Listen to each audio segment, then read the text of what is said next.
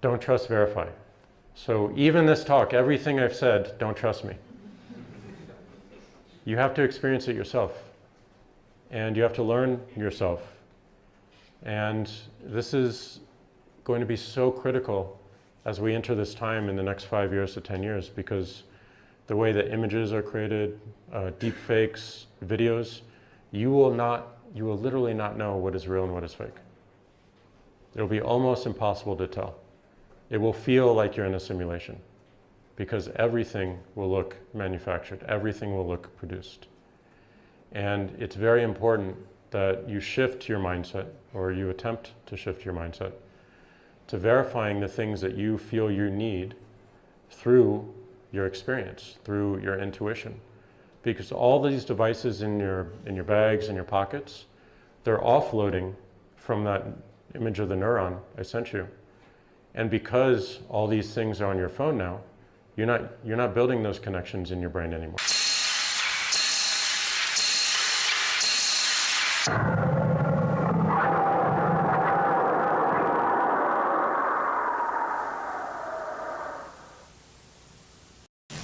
To anyone I've offended, I just want to say I reinvented electric cars and I'm sending people to Mars in a rocket ship.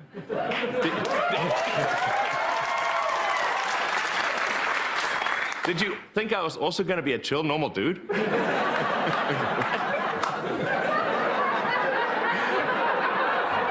Now watch this drive.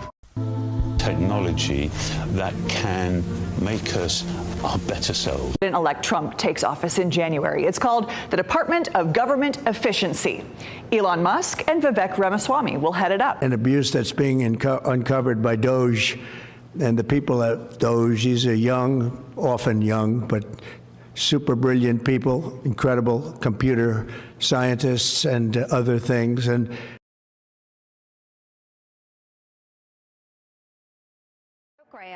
we know that there are dollars that are wasted, that have gone into the pockets of fat cats around the globe without the humanitarian aid being delivered. We have seen such complacency with oversight and direction. Sometimes it takes a sledgehammer, and that's exactly what Elon Musk is doing.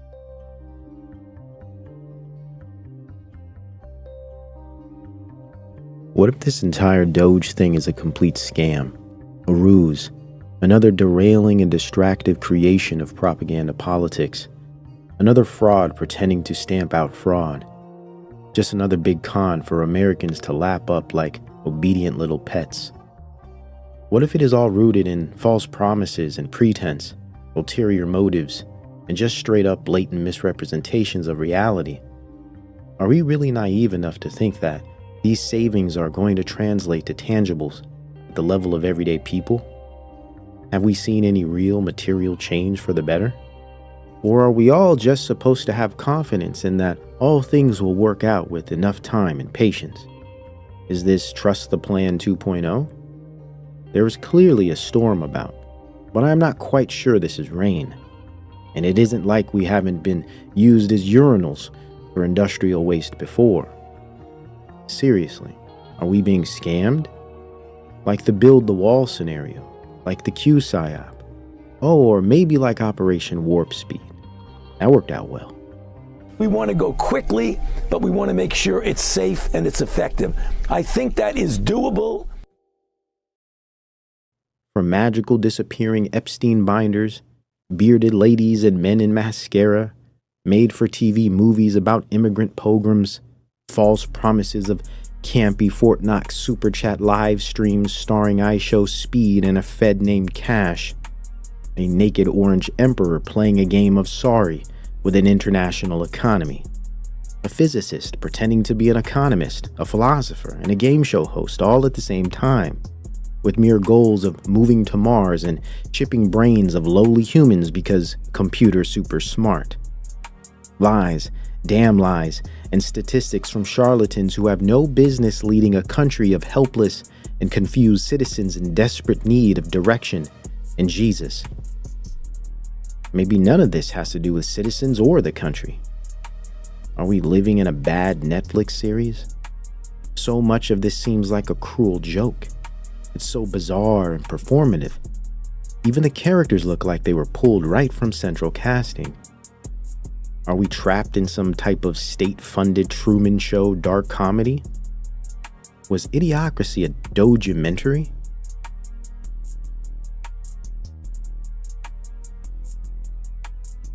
And now Elon Musk has apparently just decided to put the toy down for a while and go play with his other businesses.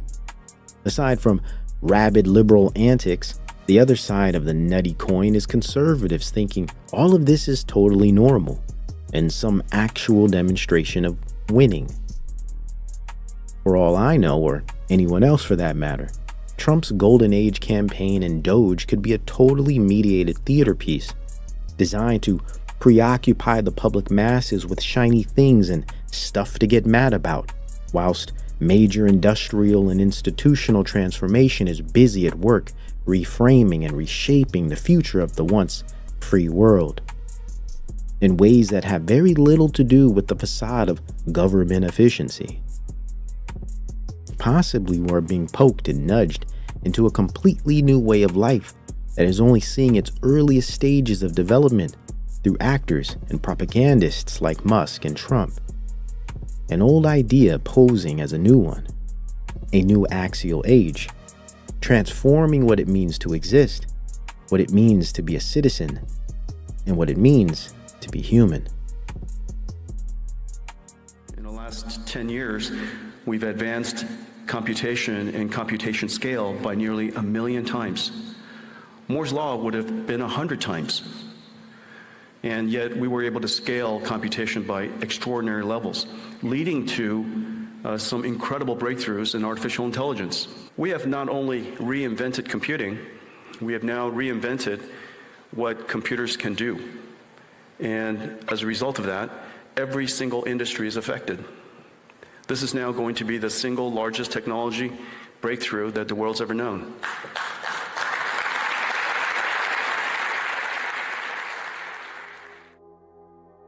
I suspect what is going on right now is much bigger and much deeper than fixing the economy, rooting out fraud and waste via efficiency, and reestablishing a nationalist state power America has seemed to lose sight of.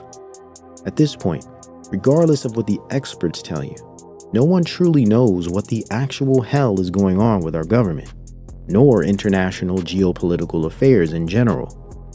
We are only allowed to see and hear what the screens, platforms, and algorithms have been designed to allow. Essentially, keeping the public trapped within the false left-right two-party system, believing in politics as a trustworthy solution to social problems, codependence on their machines and mouthpieces for knowledge and understanding, and overall, a continuous state of ignorance and learned helplessness. A perfectly ripe populace fit for posthuman technological integration, all becomes computation, from a state of emergency and exception to a state of efficiency. A new golden age where governance, bureaucracy, democracy so-called, education, labor, and civics all become extensions of a new technology. Musk calls it the singularity.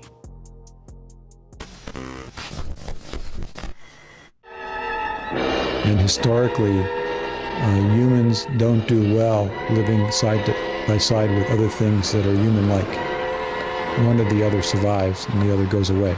We don't do well in cooperation. 500 years ago, when humans entered the New World, it was not a good outcome for the natives. And I don't expect as we enter this newer world, this brave new world, that it will be pleasant for the losers. And the winners may be some transhuman thing. But the losers, or the typical inhabitants of the last 500 years, won't be treated well, because that's not been the history of man. They didn't live in cooperation. We are now living in a mediated state of total control and confinement. The thoughts, hearts, and minds are incentivized, nudged, and controlled by way of algorithmic capture, and the public commons is confined to centralized social media network platforms and legacy news media. We are all subsumed by the device paradigm. As the physical world, our bodies, and our untrustworthy material senses are moved to the background, nearly out of sight and out of mind, the virtual world, a new ontology with algorithms and entertainment, symbols and imagery, memetics and paid agents and influencers, take up the foreground. Our new reality is being formed. We now move from reliance on experts to codependence on machine learning for guidance, as we pace blindly in a dark virtual abyss that lacks physical parts to grasp. One day in the near future, civilization will realize introducing algorithms and handheld social media devices to routine life was a grave and fatal decision that should have been snuffed out the moment it met corporate meeting tables. As anyone with working eyes can see, we as a species are far worse off for it. And now, we all decided to join them in the exploitation for personal gain. Everyone plays into the farce, fencing for views and shekels, tripping over each other's feet in this awkward dance, a blithe unconcern, as if we are not being destroyed from the inside out. Sometimes it appears as if Smith was correct about the free market human interface of ego, personal interest, and the base greed of the thinking animal. I would argue a fallen nature that has merely been exploited by systems of greed and exponential consumption, all under the false pretense that it is a normative system of progress and prosperity that aligns with our true mode of being. But then again, hey, I could be wrong about this all. Though history, political track records, technological evolution, and its consequential human-scale devolution seems to present a pretty clear set of evidence to suggest otherwise. Either way, we are all experiencing a revolution unlike any other. An axial shift, a new way of being and doing is upon us. And it is as if we have no control over it. As we take this journey alone together, let us assess what is happening around us, lest we become mere spectators and cockeyed participants. Let us begin.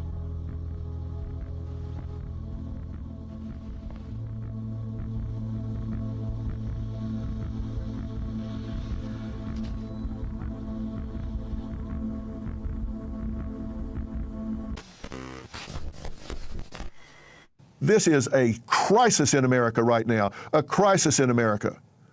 So everybody out there saying, oh my God, don't shut down this program, don't shut down the Department of Education. Let them continue to not do their job, continue to kick the can down the road, continue to let children not get educated, continue to slide down the ladder. Don't you let it happen. That's the real story, and we need to be raising hell about it until something is done. School, and I am a grateful product of America's public school system. But today, that system is broken.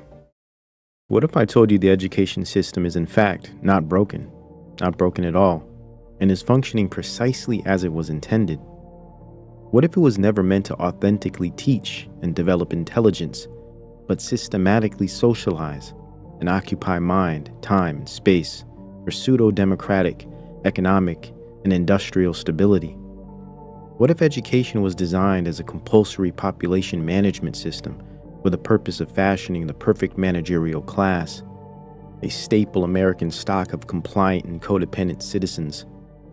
If this were true, has it not fulfilled its purposes?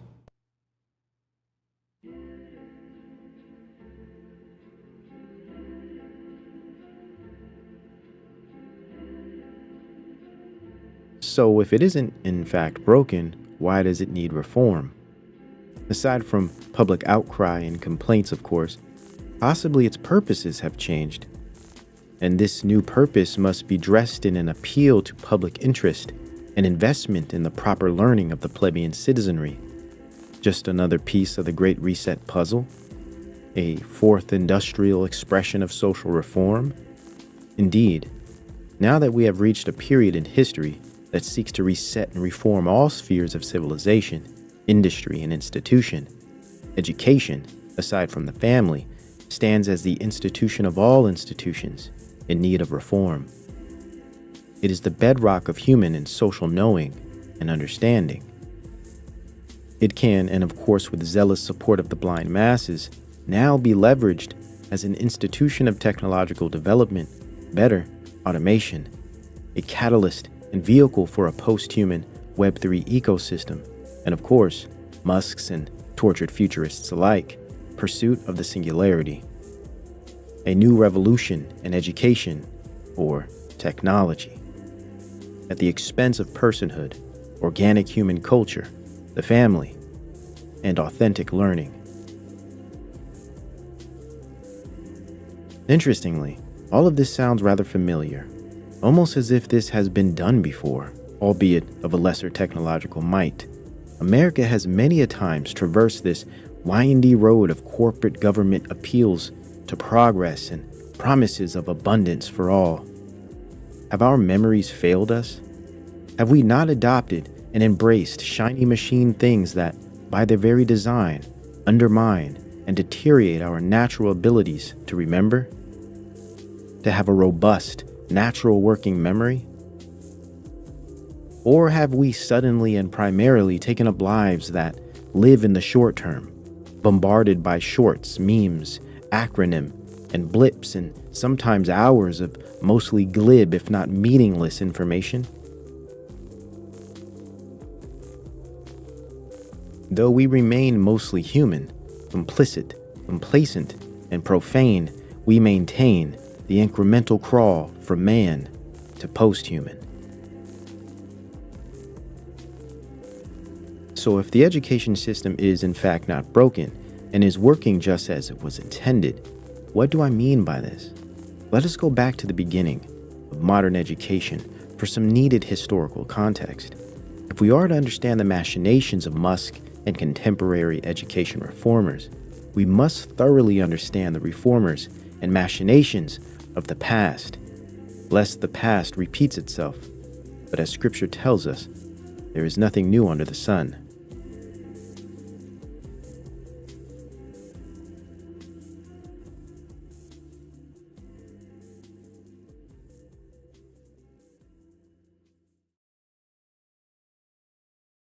Let's go back in time to 1779, the post-revolutionary era in America.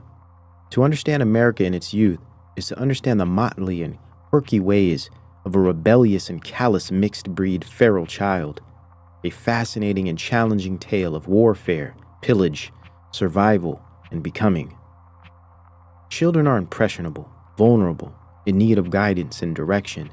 They can be easily harmed by too much freedom and unabated liberty. The same can be said for dominion. Children need education. They need to be taught how to be, what is right, wrong, and what is good. Education in all of its forms is the beginning of knowing, the very first steps taken towards understanding, and America at the time was embarking on a completely new conception of it.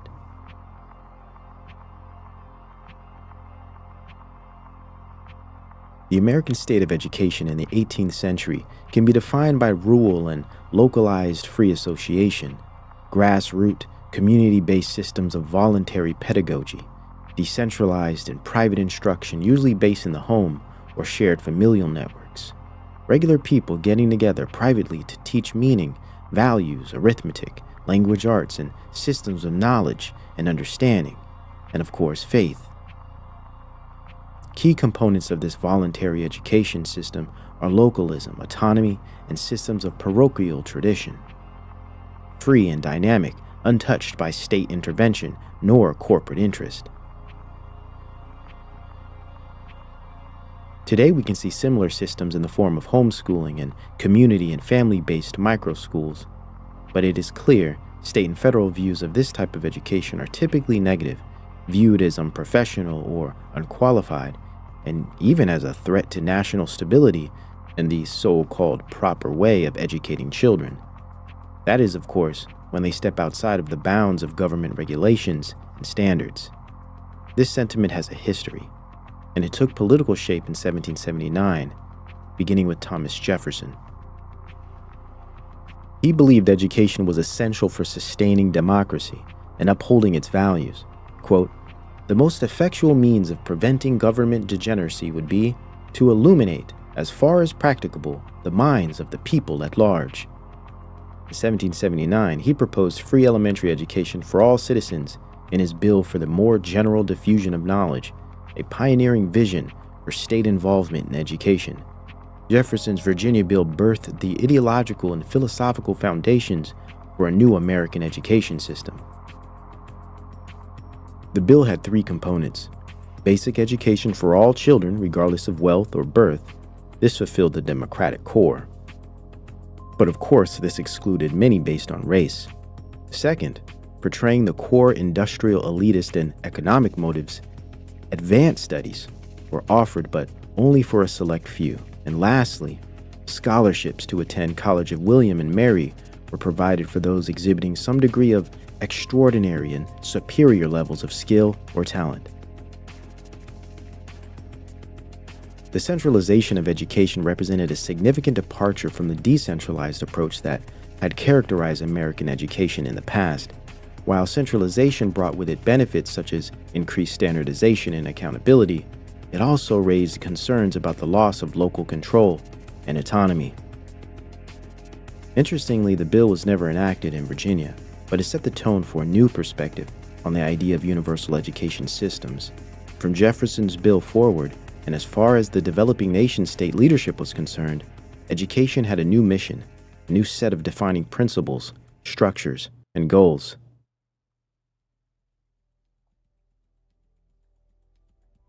Horace Mann, the first Secretary of Education in Massachusetts, is historically revered as the key reformer of modern education in America.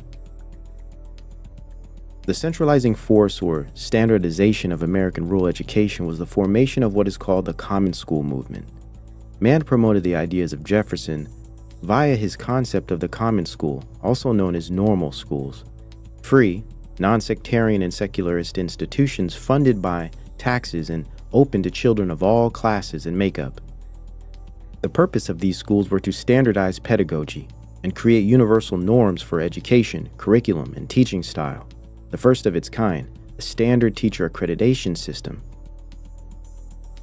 This is also known as professionalization, a way to establish an authority that disqualifies all non-professional or approved forms of a thing. For instance, non-accredited teachers are not considered worthy of teaching.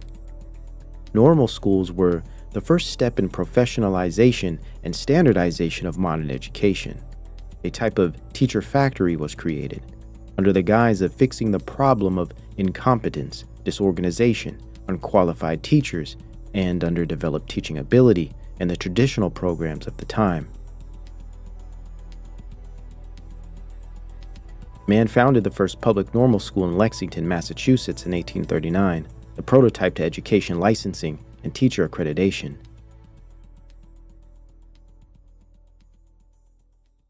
Together. You've been away from the situation a long time, Horace. Frankly, things are worse. Especially in Massachusetts. The schools here and throughout the United States have poor public support.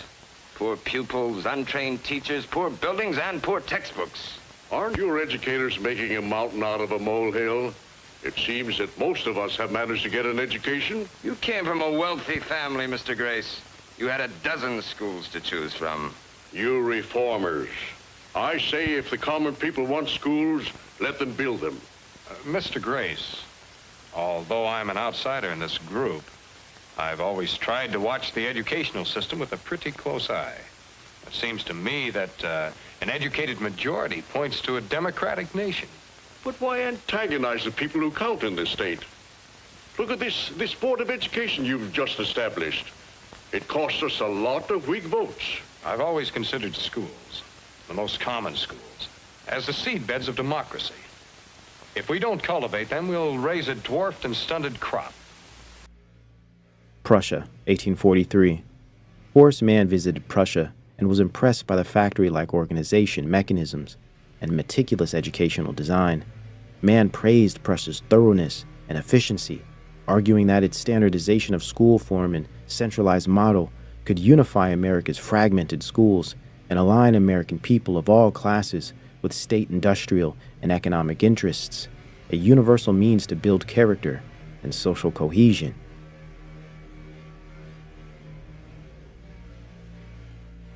Developed between the 18th and 19th centuries, Prussia's education system, better known as the Prussian model, emphasized, amongst others, 4 key features.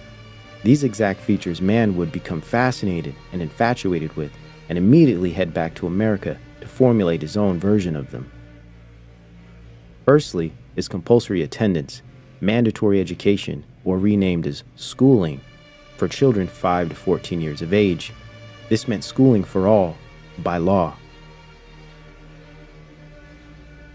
Next was a centralized administrative body.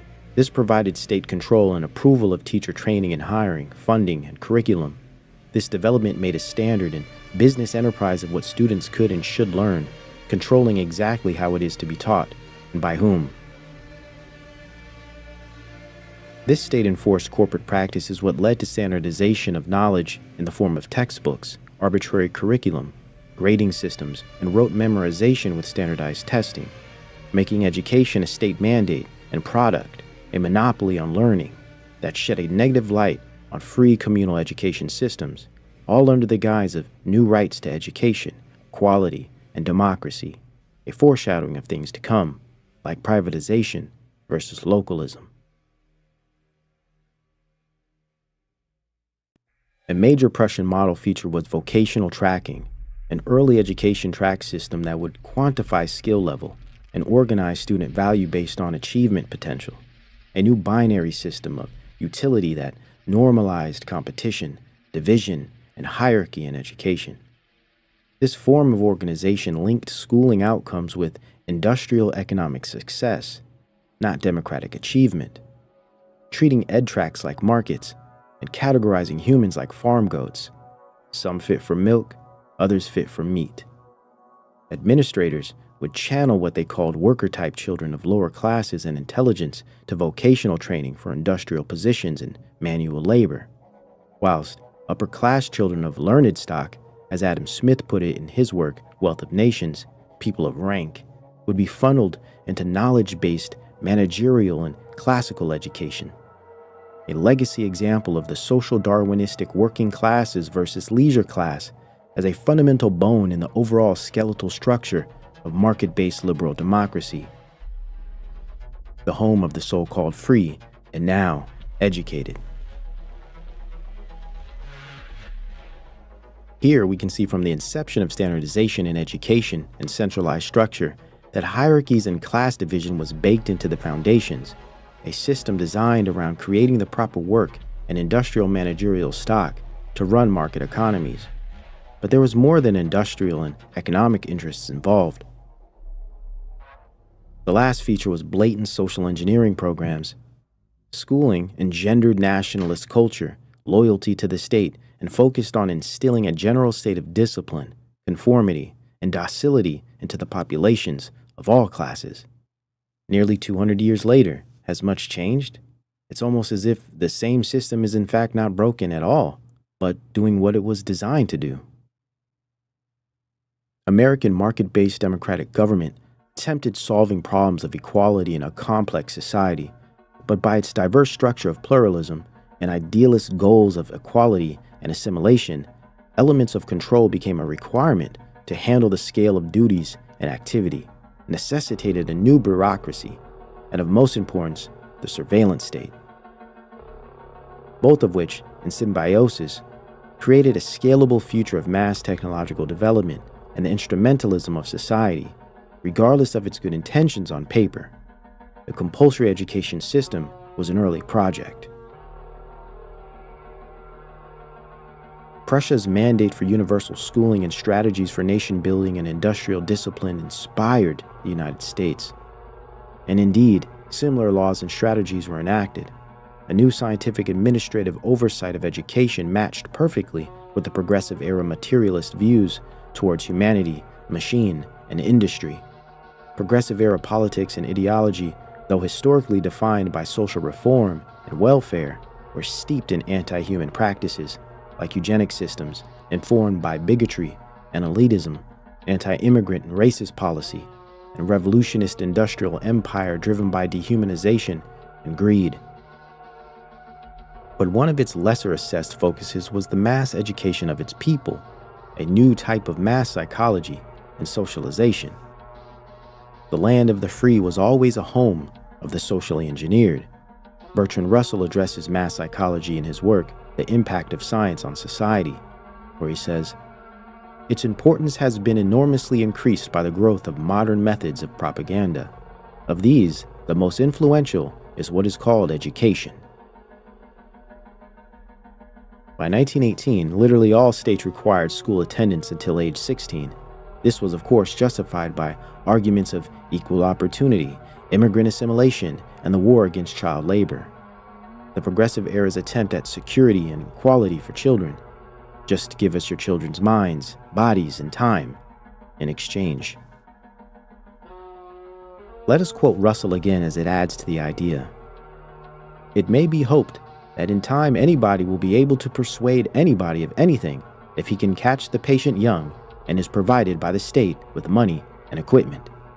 This subject will make great strides when it is taken up by scientists under a scientific dictatorship. The social psychologists of the future will have a number of classes of children on whom they will try different methods of producing an unshakable conviction that snow is black. Various results will soon be arrived at. If not the goal all along, as an outcome, it is clear this degree of mass psychology has been reached."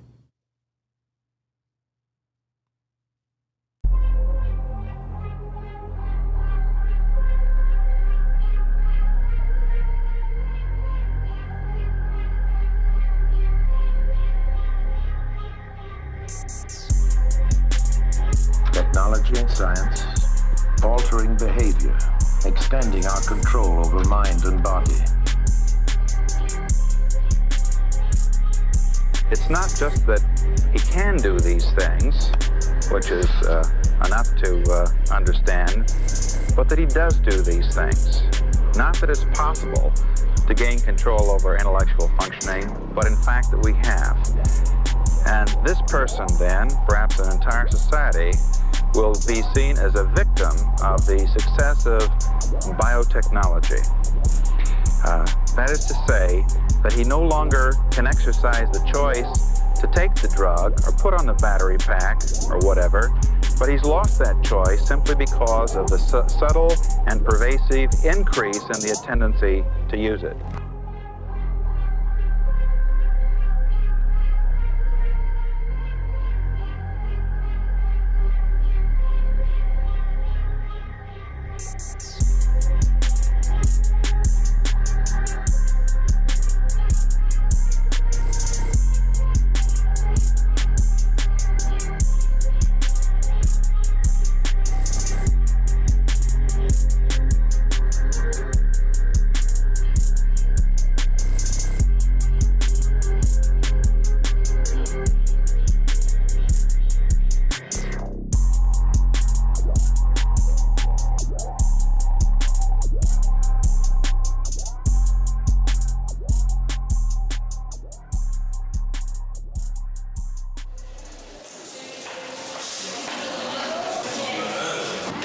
And what about the broken windows and the torn school books and the smashed school equipment?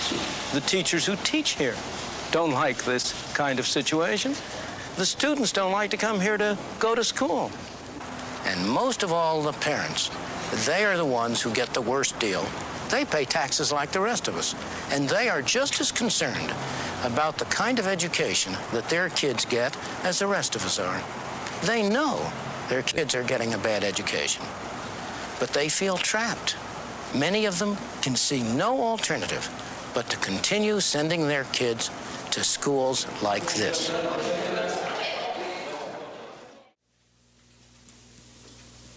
As we've seen, the market works in education. When people pay for what they get, they value what they get. The market works in higher education. The state of being uneducated, you don't know enough. It can also work at the level of primary and secondary education. Ignorant, right. Ignorant. Market competition is the surest way to improve the quality and promote innovation in education as in every other field.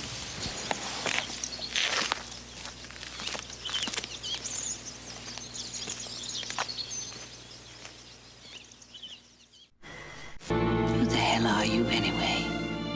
Who am I? This strike highlights the need to work closer with the community group. In the last 3 weeks that we were out on strike, we got almost no more than we were offered at the very beginning of this strike. So we certainly weren't out here in the picket lines for money. But I would have liked to have seen greater monies given to the disadvantaged areas to effectuate more change in our schools and better programs and smaller class sizes. Are most of the kids in favor of the picketing? Yep. How come? I think they should get a better education too, and I think they should get some more money, cause they be working extra hours for us and all that stuff. The 1970s marked a seismic shift in American economic and educational policy, as the nation pivoted from the post-war Keynesian consensus centered on government intervention and social welfare toward the ascendant doctrine of neoliberalism with its faith in market mechanisms, privatization, and deregulation. The era's economic turmoil, stagflation, oil shocks, and a crisis of confidence in government's ability to manage the economy created fertile ground for this new ideological transformation.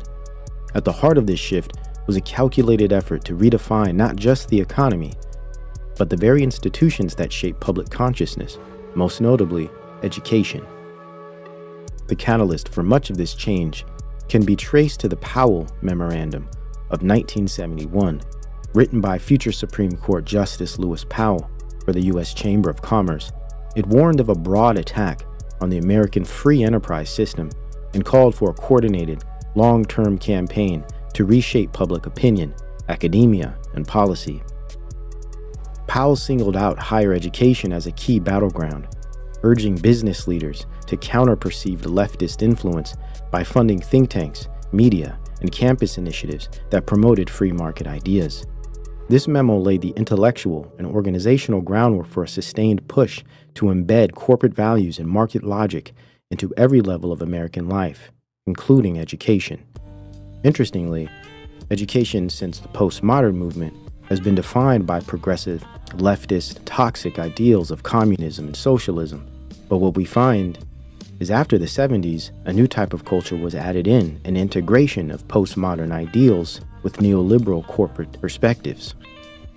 An amalgamation of leftist and rightist ideologies, one economic, one cultural. Teacher and union protests became a defining feature of the era, as educators frustrated by stagnant wages, overcrowded classrooms, and the erosion of professional autonomy took to the streets. The 1970 Minneapolis teacher strike exemplified this trend, with thousands of educators walking out to demand better pay and working conditions, despite the legal and political risks. Their actions not only won concessions, but also led to landmark labor legislation. These protests were part of a broader wave of labor activism that swept the nation, reflecting both the growing militancy of teachers and the mounting pressures on public education as a public good. Meanwhile, the federal government's role in education expanded dramatically. In 1979, President Jimmy Carter established the Department of Education as a cabinet-level agency, formalizing the federal commitment to ensuring equal access to education and enforcing civil rights protections. This move was intended to address long-standing inequities and to consolidate federal oversight, but it also set the stage for future debates over the proper balance between federal, state, and local control, debates that would be intensified by the neoliberal turn. Enter Milton Friedman, the Nobel Prize-winning economist whose ideas would profoundly shape the trajectory of American education. Friedman's 1955 essay, The Role of Government in Education, laid the foundation for the modern school choice movement, arguing that parental choice and market competition would yield better educational outcomes than centralized bureaucracies. His vision of school vouchers and privatization dovetailed with the broader neoliberal agenda, and his influence grew as policymakers sought alternatives to the perceived failures of public education. By the early 1980s, these trends converged in the Reagan administration's education policy. The landmark report, A Nation at Risk, commissioned by Reagan's Secretary of Education, Terrell Bell, declared a crisis in American education and called for sweeping reforms to restore competitiveness and rigor. Its emphasis was on accountability, standards, and performance metrics that reflected the neoliberal ethos that had taken hold. Reagan himself had campaigned on abolishing the Department of Education, signaling a desire to roll back federal involvement in favor of market-driven alternatives and state control. The result of these intersecting forces was a profound reorientation of American education, from a public good shaped by collective values and social justice to a marketized system where individual choice, competition, and performance metrics became paramount. The legacy of this shift endures in the ongoing debates over school choice, standardized testing, and the role of corporations in shaping curriculum.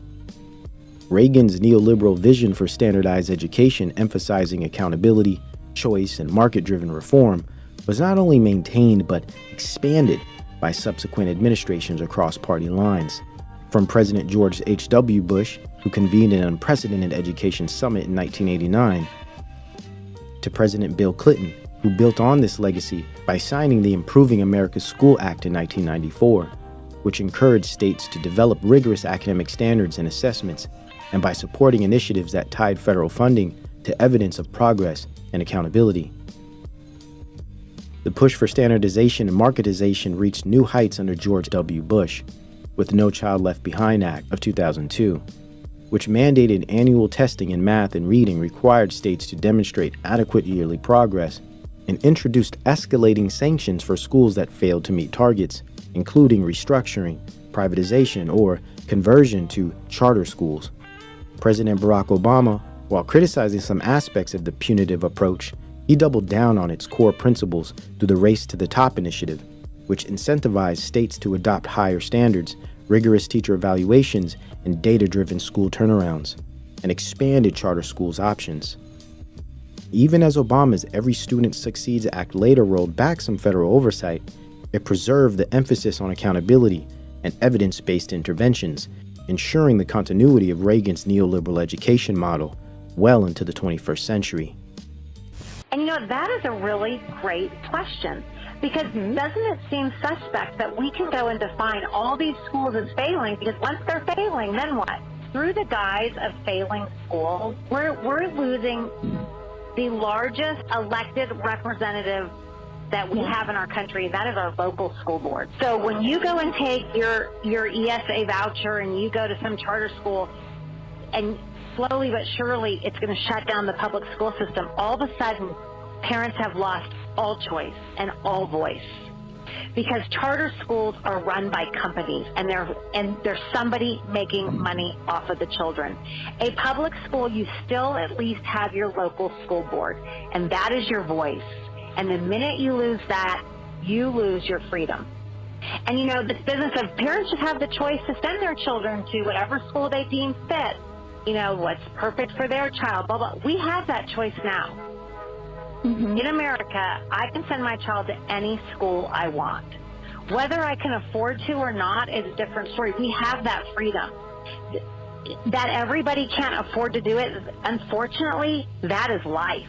Unless you want to go move to Russia, which has contractor schools, which are the exact same thing as charters. But we live in a country that we do have freedom of choice. Right. And the best way to help those who are living in poverty or living in dire circumstances is to make certain that the public school provides each child an education of opportunity. And it doesn't take a lot of money. But you're not going to get senators that are up there who are being backed by donors who are pushing this to ever go and return our schools the way they need to be, unless parents revolt.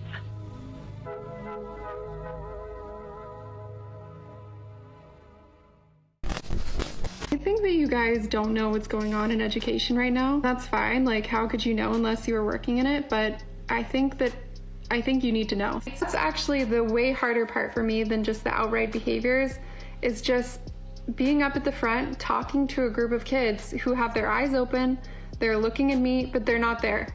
They're not there. And they have a level of apathy that I've never seen before. When you think about the fact that only 70% only 30%, I'll reverse it, only 30% of our students can read with proficiency. That's just absolutely unacceptable. Look, the Department of Education's a big con job. We're ranked, so they rank the top 40 countries in the world. We're ranked number 40th, but we're ranked number 1 in one department, costs per pupil. So we spend more per pupil than any other country in the world. Norway, Denmark, Sweden, I hate to say it, China, as big as it is, it's ranked in the top 5. We're ranked number 40. So if we're ranked number 40, that means something's really wrong, right? There's one key thing we're going to have to turn around, not just for our state, but for the country. If our future as a country is destined to remain the greatest country on earth, as I believe we should for the next 250 years, we're going to have to find our way out of the educational achievement crisis that we're really in today. And it is a crisis. The 20th century describes the evolution of modern education as a developmental process within economic and industrial stages of expansion. Historically, we see humans and their social institutions being transfigured and adjusted to fit in alignment with systems of power, capital, and behavior modification. Very little of this history had much to do with demonstrations of authentic human learning and social cohesion, let alone democracy. If anything, it has only exacerbated the rate of inequality and division. From early centralizing forces of the state to utilitarian models of philanthropy and political influence of private non-governmental forces, it is clear modern education was never meant to provide what it promised to the people. By the 70s, it was no surprise to see this system morph into a pure efficiency model of monetarism, to turn institutions and families into business ventures for elite organizations. We have witnessed a similar trajectory in the medical industry of public health, with the same players dictating its form, from Rockefeller to neoliberal privatization, big pharma and now big biotech, a true American plutocracy.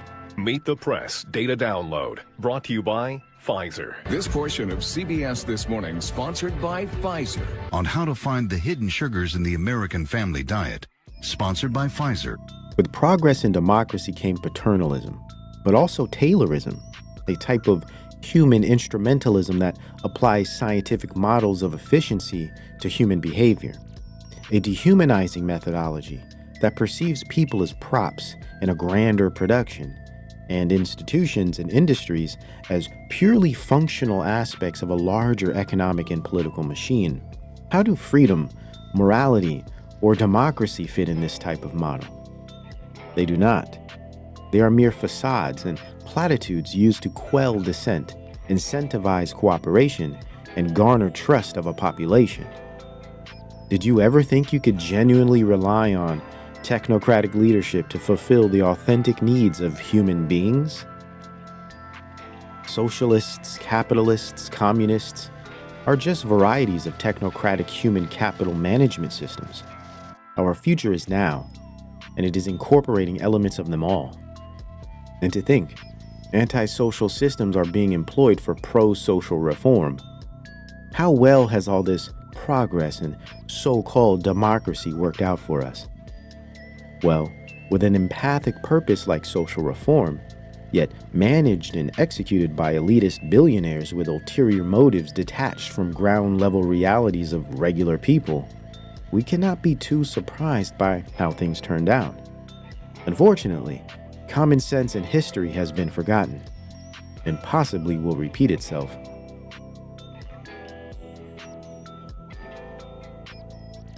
From social engineering to political industrial engineering, the key word is engineering, scientific engineering, a new hegemonic order out of social chaos.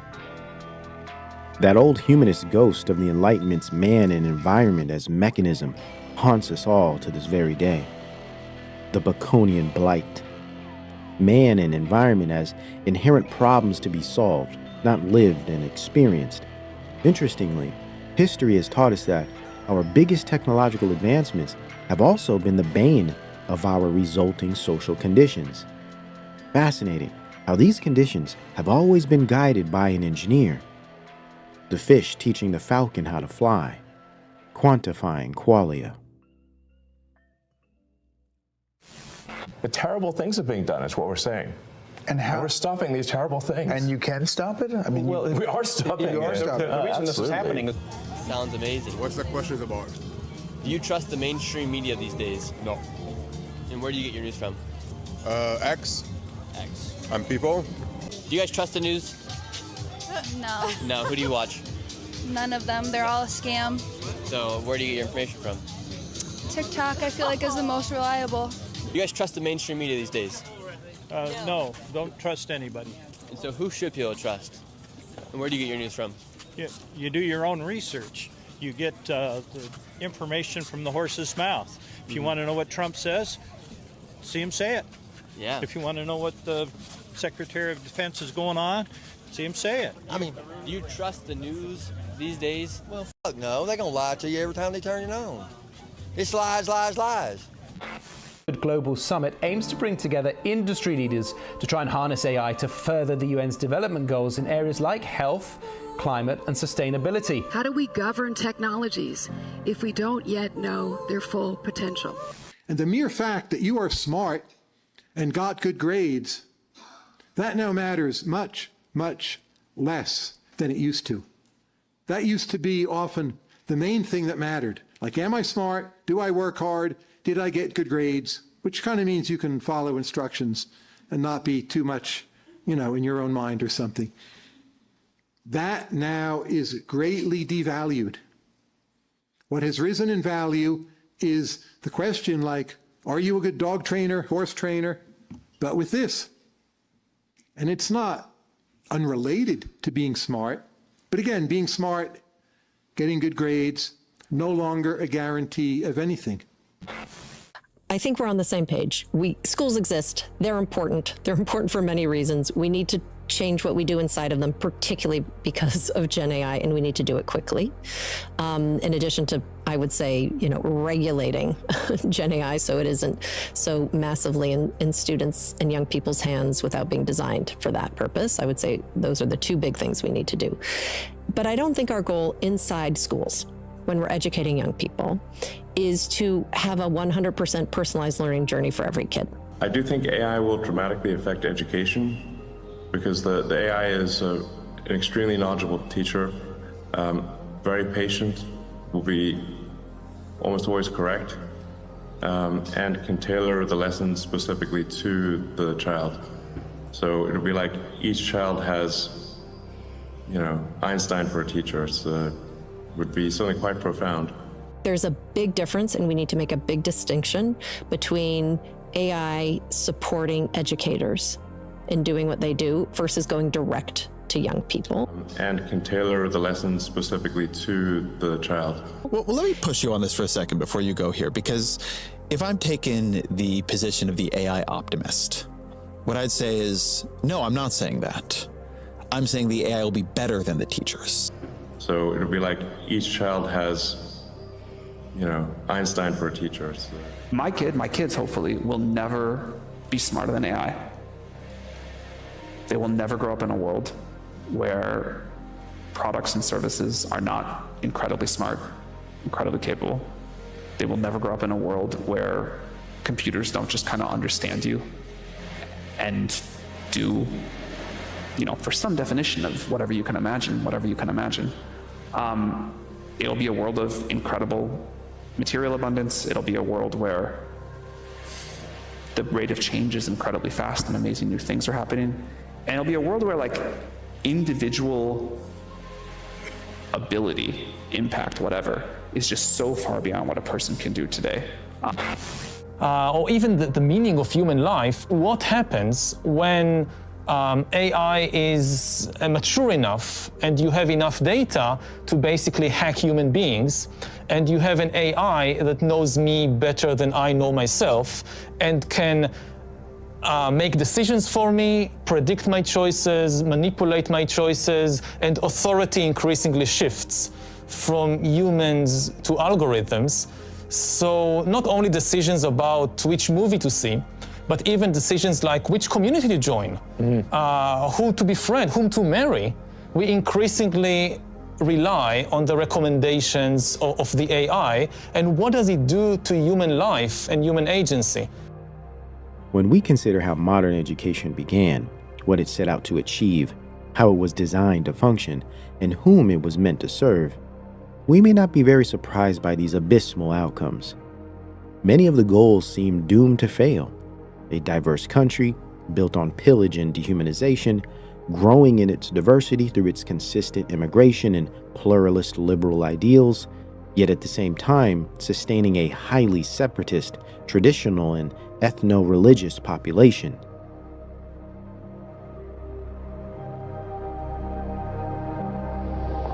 He should do his duty, and to impress him, takes on his multi-armed form and says, "Now I am become death, the destroyer of worlds."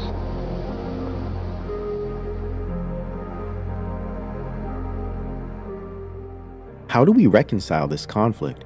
Promises of equality and mobility built out of discrimination and subordination. How can any universal, standardized, compulsory system appease such a massive disconnected people that are constantly changing? It cannot. Industrial progressivism and market-based civilization directly contradicts tradition, lineage, the personal, posterity, and history itself. It is almost as if it was designed to fail at what it promised, yet succeed in what it withheld from the public. And if our education system has failed us, yet has over time produced the fourth industrial world machine for the power elite, well, then it is working as it was intended.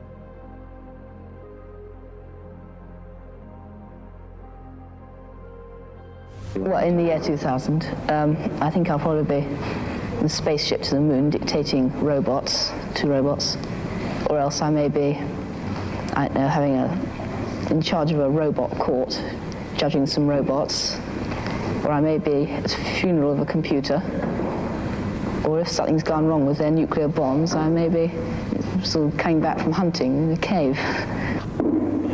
I don't think there is going to be atomic warfare, but I think that there is going to be all this automation.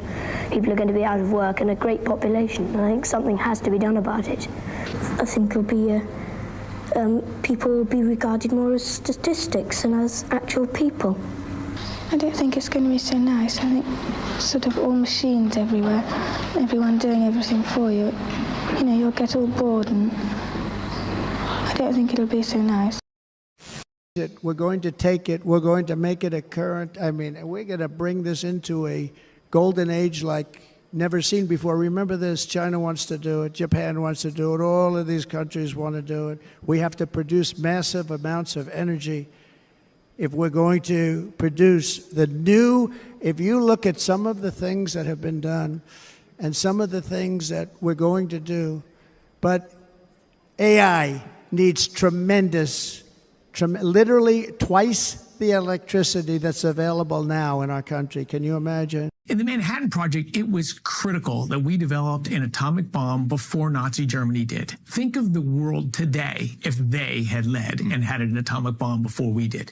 The world would be unrecognizable. AI's been around for a long time, but it's hitting critical mass now. In the next few years, AI is going to change our world, not just economically, but in science and also in national defense. China is working aggressively at AI. If they got a meaningful lead on us in AI, it will be a different world in the future. We have to lead and win the AI race, just like we did Manhattan Project. This is Manhattan Project 2. By the time you get to, say, 1970 and you have enough nuclear weapons to destroy the world 20 times over, it just doesn't make any sense anymore. I've spoken a lot in different contexts about the sort of technology stagnation we've had we'll come to in that the last 50 years. But sort of one way to relate the tech stagnation to this theme is that it was just not motivated anymore. You know, if you can think of the Manhattan Project, the Apollo space program, had military motivation. And there is a certain sense in which I would like to see us accelerate technological and scientific innovation. back to the rate at which these things were progressing the first half of the 20th century. If we can solve that, we're going to need even more data centers, and we'll also be able to invent completely new schools of scientific and intellectual thought, which will be incredible. Certain that we are literally on the brink of a new generation of technology that can make us our better selves. So we're training systems to acquire human goals and pursue them on their own account. And Microsoft, which owns a big chunk of OpenAI and announced that GPT-4 shows sparks of AGI, I asked the author of that paper, Sebastian Bubeck, what are these goals that the systems are acquiring? And his answer, we have no idea. And his answer, we have no idea. 20th century America, a corporation and industry giant, had more special problems than one would be willing to fully admit as a statesman. Government made many attempts to cover massive wounds up with band-aids, but bureaucracy, surveillance, and engineering of its people and world power were its dominant fashion choices. Platitudes hailing equality and what is good for the goose is good for the gander rhetoric only replaced authentic social reform with market obsession, exponential forms of empty consumption, and GDP essentialism. Indeed, a truly anti-human historical endeavor. Is it America the free or home of the slave? It appears as if, from its inception, the United States was merely a united industrial club of elitists posing as humanitarians, strategically organizing the lives and experiences of its people for the purpose of utility, productivity, and corporate scalability. There is a paradox as a result. Though we all have been used like machine mules for centralized efficiency, we also have designed our self-worth out of its functions. Many people today generationally know very little outside of their occupations and develop their sense of self out of what they do, not necessarily what they know, the quality of their character, relationships, and how they experience life. Preoccupation with efficiency, productivity, and survival has made us too tired and distracted to thoroughly evaluate the experience of life. We judge each other through our relative market values as if we were instruments. We as a culture are defined by our industrial utility and perceived value of consumption and assets. In our machinic society, we are as valuable as our things are perceived as valuable. We want what we think other people want. This system has structured it such that we see quality of life through the acquisition and maintenance of good jobs and meaningless things. Then we judge and separate ourselves based on these superficial categories. We treat ourselves and each other the same way the industrial systems treats us, as a group object. The parental state has made ignorant children of us all, and we have not fallen far from the tree.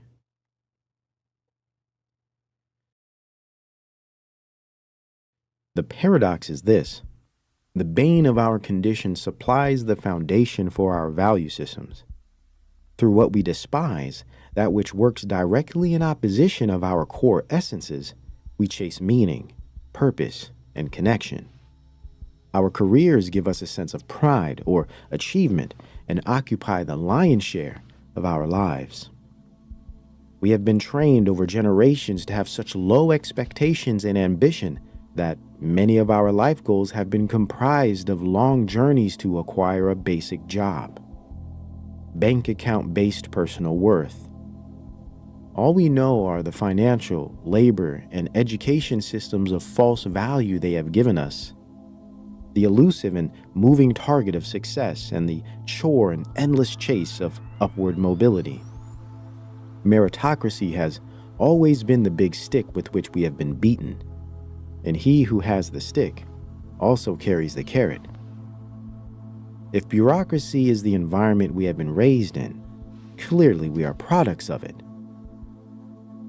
Unfortunately for us, bureaucracy and its models of efficiency are antisocial, They systematically break down the fundamental social institutions we need to maintain stable social, psychological, and spiritual health. It is no surprise why none of this has ever worked, and no one is thoroughly content in this condition. Yet today, these same models of antisocial efficiency are being stretched across the entirety of our living worlds. As they utilized education as a crucible for nation-state and industrial empire development in the modern era, supermodernity, today, the informational era of surplus and networked singularity is utilizing education once more as a crucible for social and interdimensional change at the biotechnological level. What occurred then is happening now. The difference is a matter of scale and technique. Do not let the personalities fool you.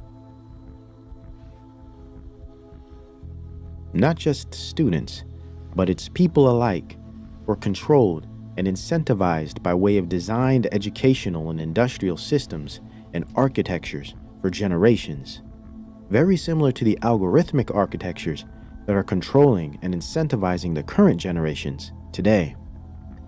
Same anti-human industrialist philosophy and processes, just new gadgets, new techniques.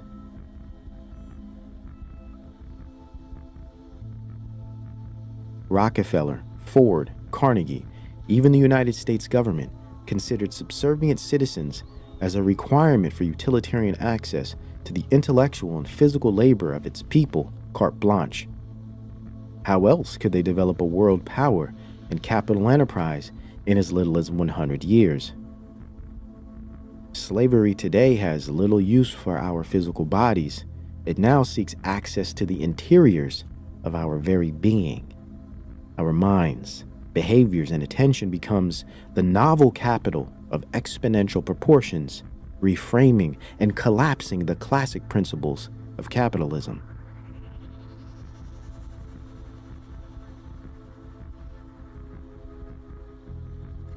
You can have any good or service you want, at will, a future of abundance for all.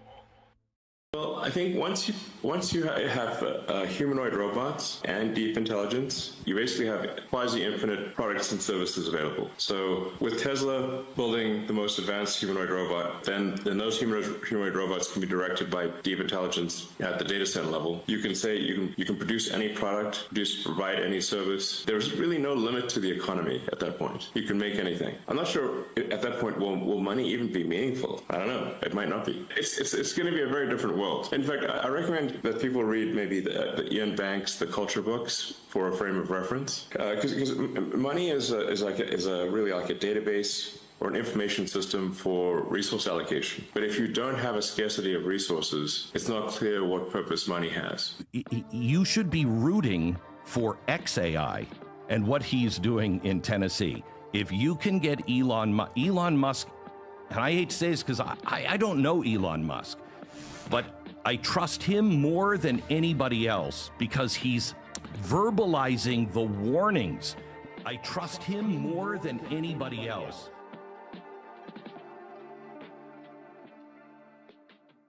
The whole point is that it's only science fiction until it's reality. Well, as to whether it's actually going to happen, that's the choice that humanity has to make. I'm a 16-year-old junior in high school, living in Maui, Hawaii, and this is the shit they have us learning in class. Unscramble the Thanksgiving words. I am thankful for this shit that you would do in the first grade. This is why our public school system has failed us. In my field, generative AI is changing what we teach, and it's changing how we teach, both in profound ways. In the area of what we teach, this is a technology that is affecting almost every job, not just a handful of people in IT. The cloud transformation was a big change. This is gigantic because it affects marketing, it affects sales, it affects operations, it affects finance. Every knowledge worker job will be impacted to some extent, and over time, I believe we'll see every job impacted to some extent. For the most intelligent inhabitants of that future world won't be men or monkeys, they'll be machines, the remote descendants of today's computers. Now, the present-day electronic brains are complete morons, but this will not be true in another generation. They will start to think, and eventually they will completely outthink their makers. My kids hopefully will never be smarter than AI. Is this depressing? I don't see why it should be. We superseded the Cro-Magnon and Neanderthal men, and we presume we're an improvement. I think we should regard it as a privilege to be stepping stones to higher things. I suspect that organic or biological evolution has about come to its end, and we are now at the beginning of inorganic or mechanical evolution, which will be thousands of times swifter. But even if the future does belong to the robots, our bodies and our brains still have immense untapped potentialities. For example, to cope with the information explosion, we may develop a machine for recording information directly onto the brain, as today we can record a symphony on tape. So we may one day be able to become instant experts, learning Chinese overnight, for example. Or we may be able to recall completely memories of past events so that we seem to relive them. In fact, techniques are already known for doing this in a rather limited way at the present. Alternatively, we may prefer to totally erase past unpleasant memories. You'll be able to do conceptual telepathy, like where you can communicate entire concepts uncompressed to someone else with a neural link or to the computer. Elon Musk knows it's why he wants to go to Mars. It's not just about global warming for him. It's more about AI. Get humans off the planet before ASI happens. Otherwise, transhumanism has to happen. You have to have, this is Elon Musk, you have to be able to have an implant that will help you understand ASI. Otherwise, we're ants, and we will be controlled by ASI. So your thing... But human intelligence, I think, will be dwarfed by machine intelligence. I'm not sure how to feel about that, except that it appears to be inevitable. That at some point, human intelligence will be a very small fraction of total intelligence. I do think we need significant reform in education. I mean, the Department of Education seems to regard as its primary duty foisting propaganda on our children, as opposed to getting them a good education. It's insane. Oh, okay. I see what you did there. You know, I mean, we should be just, the priority should be teach kids skills that they will find useful later in life, and leave any sort of social propaganda out of the classroom. So. Generally, you want education to be like as close to a video game as possible, like a good video game. Like, you do not need to tell your kid to play video games. They will play video games on autopilot all day. If you can make it interactive and engaging, then you can make education far more compelling and far easier to do.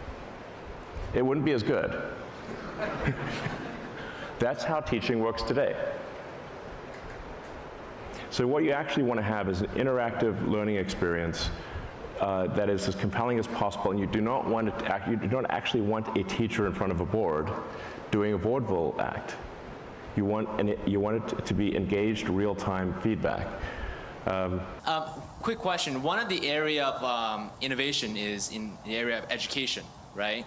So I'd love to hear your thoughts on what are some of the ways that we can disrupt or in the area of education. Right. Well, what Sebastian Thrun is doing and Salman Khan, I mean, I think that stuff is really disruptive, sort of online learning, and I think there's to the degree that you can gamify learning, I think that's really helpful. You want to make learning not a chore. If people are drawn to it, like they're drawn to video games, then I think that would really help. Is there anything there that sort of, helps push technology that you think? I mean, you look at self-driving cars or other things. Like, are there things from video games that, you think help push technology forward? Well, I think, part of the reason I got interested in technology, maybe the reason was video games. So, I probably wouldn't have started programming if it wasn't for video games, or wouldn't have been as interested in computers and technology if it wasn't for video games. So I think actually video games are a very powerful force for getting young kids interested in technology. It has way bigger knock-on effects than people may realize. America. I think this will be the most important project of this era. Welcome to Abilene, Texas. This is the site of Project Stargate, a very mysterious, much talked about, much speculated about project that brings together OpenAI, SoftBank, Oracle. If it all comes together, building after building on this red dirt behind me will be filled with chips that'll power the AI revolution.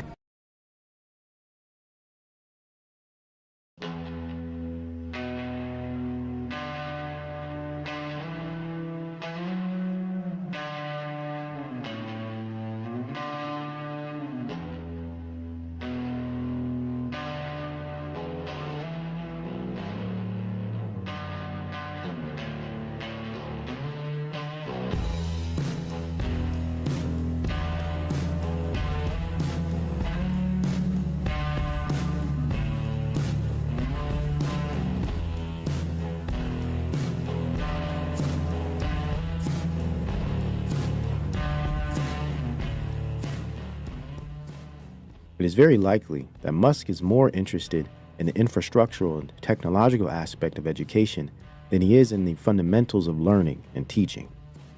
Proof of this is displayed by his short-sighted view of what education actually is. He does not seem to understand how education works, just how he doesn't understand how people work, which is a theological and philosophical endeavor, not purely biological or mechanical problem to solve, or gamify like the human brain is something to be tricked into functioning properly for industrial needs. People are to be understood, not solved, not manipulated for engagement. The world shouldn't work like some massive social media community controlled by algorithms. But here we are. Imagine a reformer of social problems that gleans his entire philosophy for meaning and the pursuit of truth from science fiction writers. I've read a lot of books. I'm somewhat of a voracious reader of books. I would say probably Douglas Adams' Hitchhiker's Guide to the Galaxy would be the single most influential book. Adams makes the point that it's actually the question that is harder than the answer. Even more important than the answer is the question. And so that is my driving philosophy, is to expand the scope and scale of consciousness that we may better understand the nature of the universe. We don't really understand the meaning of life, and we wish to understand the meaning of life. Then in order to understand the meaning of life, we should expand consciousness such that we can ask better questions, learn more, expand beyond the solar system, ensure that life on Earth is good collectively for civilization, and then we can be less dumb about the nature of the universe, and maybe we can answer some questions about where this all came from and where it's going. I think that's a sound philosophy. It's the least unsound philosophy I can think of. But that is the foundation of my philosophy, is that, but I would like to know that we are on a path to understanding the nature of the universe and the meaning of life and what questions to ask about the answer that is the universe. And so if we expand the scope and scale of humanity and consciousness in general, which includes silicon consciousness, then that seems like a fundamentally good thing. But that is the foundation of my philosophy. It's laughable to think normal people consider such a limited person qualified for such exponential human future decisions and consequences. If we think about it, the fact that so many people believe in and support this man in fixing the human world is indicative of the negative intellectual outcomes of universal education. Yes, his popularity proves the inadequacy of our education systems. The same education that has obviously miseducated the dunce mass who believes spaceman can fix animal man with computer. We as a population have been educated and entertained out of the ability to properly think. But there is more to it. It is not simply that most people aren't able to critically think through deception, but they also suffer from the deep influence of the cult of personality and celebritism, a type of public relations celebrity-mediated worldview that defines a major aspect of the American mind that goes way back to Bernaysian conditioning of, yes, of course, the progressive era. Back to the United States, I decided that if you could use propaganda for war, you could certainly use it for peace. And propaganda got to be a bad word because of the Germans using it. So what I did was to try to find some other words. So we found the word Council on Public Relations. Is that in the United States, every idea that wants to establish itself, whether it's to sell more paper cups that we work with, or to make people more honest or more virtuous, depends on public consent. And so we worked out the engineering of consent, which applies to any social goal, but people who don't have social goals, unfortunately, can also employ it. But we depend upon a democratic public that theoretically and practically wants to be led to where it wants to go, which hopefully is sound, a sound life in every part of the life. This can be applied to anything from a university, to a government department, to a hospital, to a bookstore, a furniture manufacturer. And so I decided that at that time, actors and actresses did not quite belong to a family home or a family party.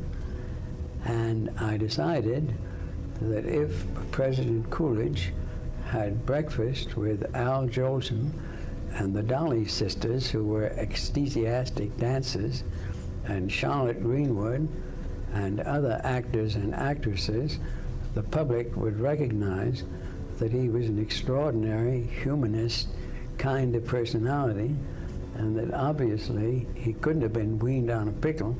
He must have been weaned on pure milk. And so what I did was to tell Colonel Woods to hire a couple of sleeping cars, Pullman cars, take them down to Washington overnight and have breakfast with Coolidge. And as these actors and actresses came in, I'd say, "What is your name?" And they'd say, "Al Jolson." "Mr. Jolson, President Coolidge." And we had no contact with the newspapers. They were the principal media. There was no radio and no television. And next morning, there wasn't a newspaper in this country, and there were about 2,000 dailies then, and 10,000 weeklies, that didn't have a front page story that said President Coolidge, breakfast at the White House with Al Jolson, the Dolly sisters, and other Broadway stars. You've been doing it for 70 years. Who were some 72. of your 72? Who were some of your early accounts? Who were clients of yours back in the very beginning? In the very beginning, Procter & Gamble was one of our accounts. They had a white floating soap called Ivory Soap. Right. And they came to me one day and said that mothers washed the faces of the children, and they hated soap because their eyes were stinging from the soap.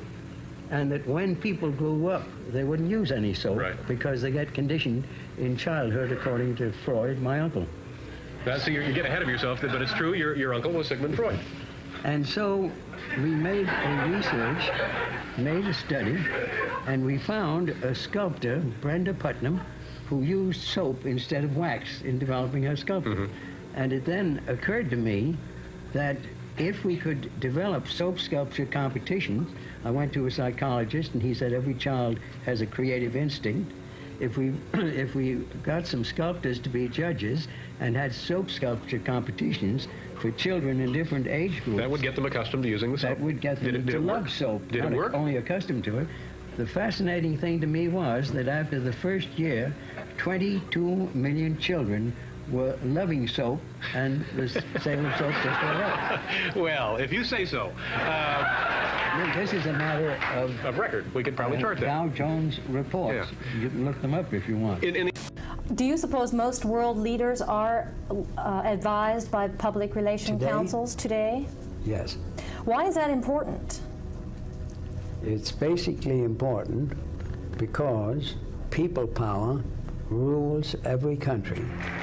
Public relations embraces what I call the engineering of consent, based on Thomas Jefferson's principle that in a democratic society, everything depends on the consent of the people. Jealous. Well, well, well, Jack Curtiz in person. That's the trouble with you actors, Ronnie. No appreciation for what we directors do to make you look good. No, screw your freedom. Are you a homosexual, Clay? I am, yes, Mr. Trump, I am. No, is that true? Yes, it is. Okay.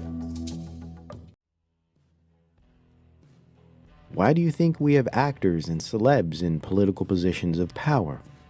Why do you think our news, politics, and entertainment media can hardly be told apart? Because it works. The people listen. They engage. They believe by suspending their disbelief and don't think twice about it. They pick their team and get emotionally involved in the game. Sports, media, and politics, all great American pastimes.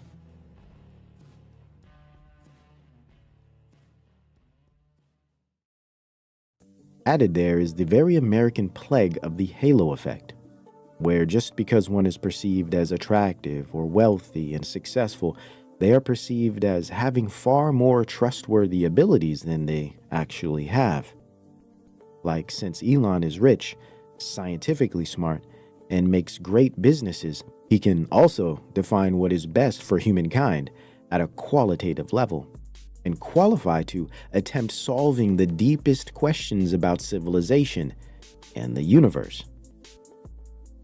It is an idiotic position to have, though it is also understood that his newly acquired conservatism LARP and nationalist flirtations have caused many libertarian centrists as well as right-wing fanboys and girls to swoon. The halo effect causes people to believe a computer engineer can also be qualified to inform an entire world of medical physicians on how they should treat diseases in their patients. Jordan Peterson is another example of this.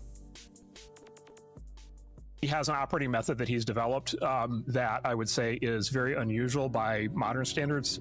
The top line thing is just this incredible devotion from the leader of the company to fully, deeply understand what the company does and to be, completely knowledgeable about every aspect of it and to be in the trenches and talking directly to the people who do the work, deeply understanding the issues and, being the lead problem solver in the organization. And basically what Elon does is he shows up every week at each of his companies. He identifies the biggest problem that the company's having that week and he fixes it, right? And then he you got to look at Elon. I mean, SpaceX. I mean, Tesla. Neuralink. The guy is our Einstein, and so I like to be helpful to him and his company as much as we can. Well, I suppose I have a philosophy of curiosity. I want to find out the nature of the universe, understand the universe. And in order to do that, we have to travel to other planets, see other star systems, maybe other galaxies, find perhaps other alien civilizations, or at least the remnants of alien civilizations. Gain a better understanding of where is this universe going, where did it come from, and what questions do we not yet know to ask about the answer that is the universe. Well, I suppose I have a philosophy of curiosity. The reason I believe in sort of truth and honesty is because I'm trying to understand the universe. I'm trying to understand reality. We're trying to understand what's the meaning of life. What are we here for? What's going on? If you're not rigorous about truth and honesty, then you're obviously going to live in a deluded world. you won't understand the nature of reality.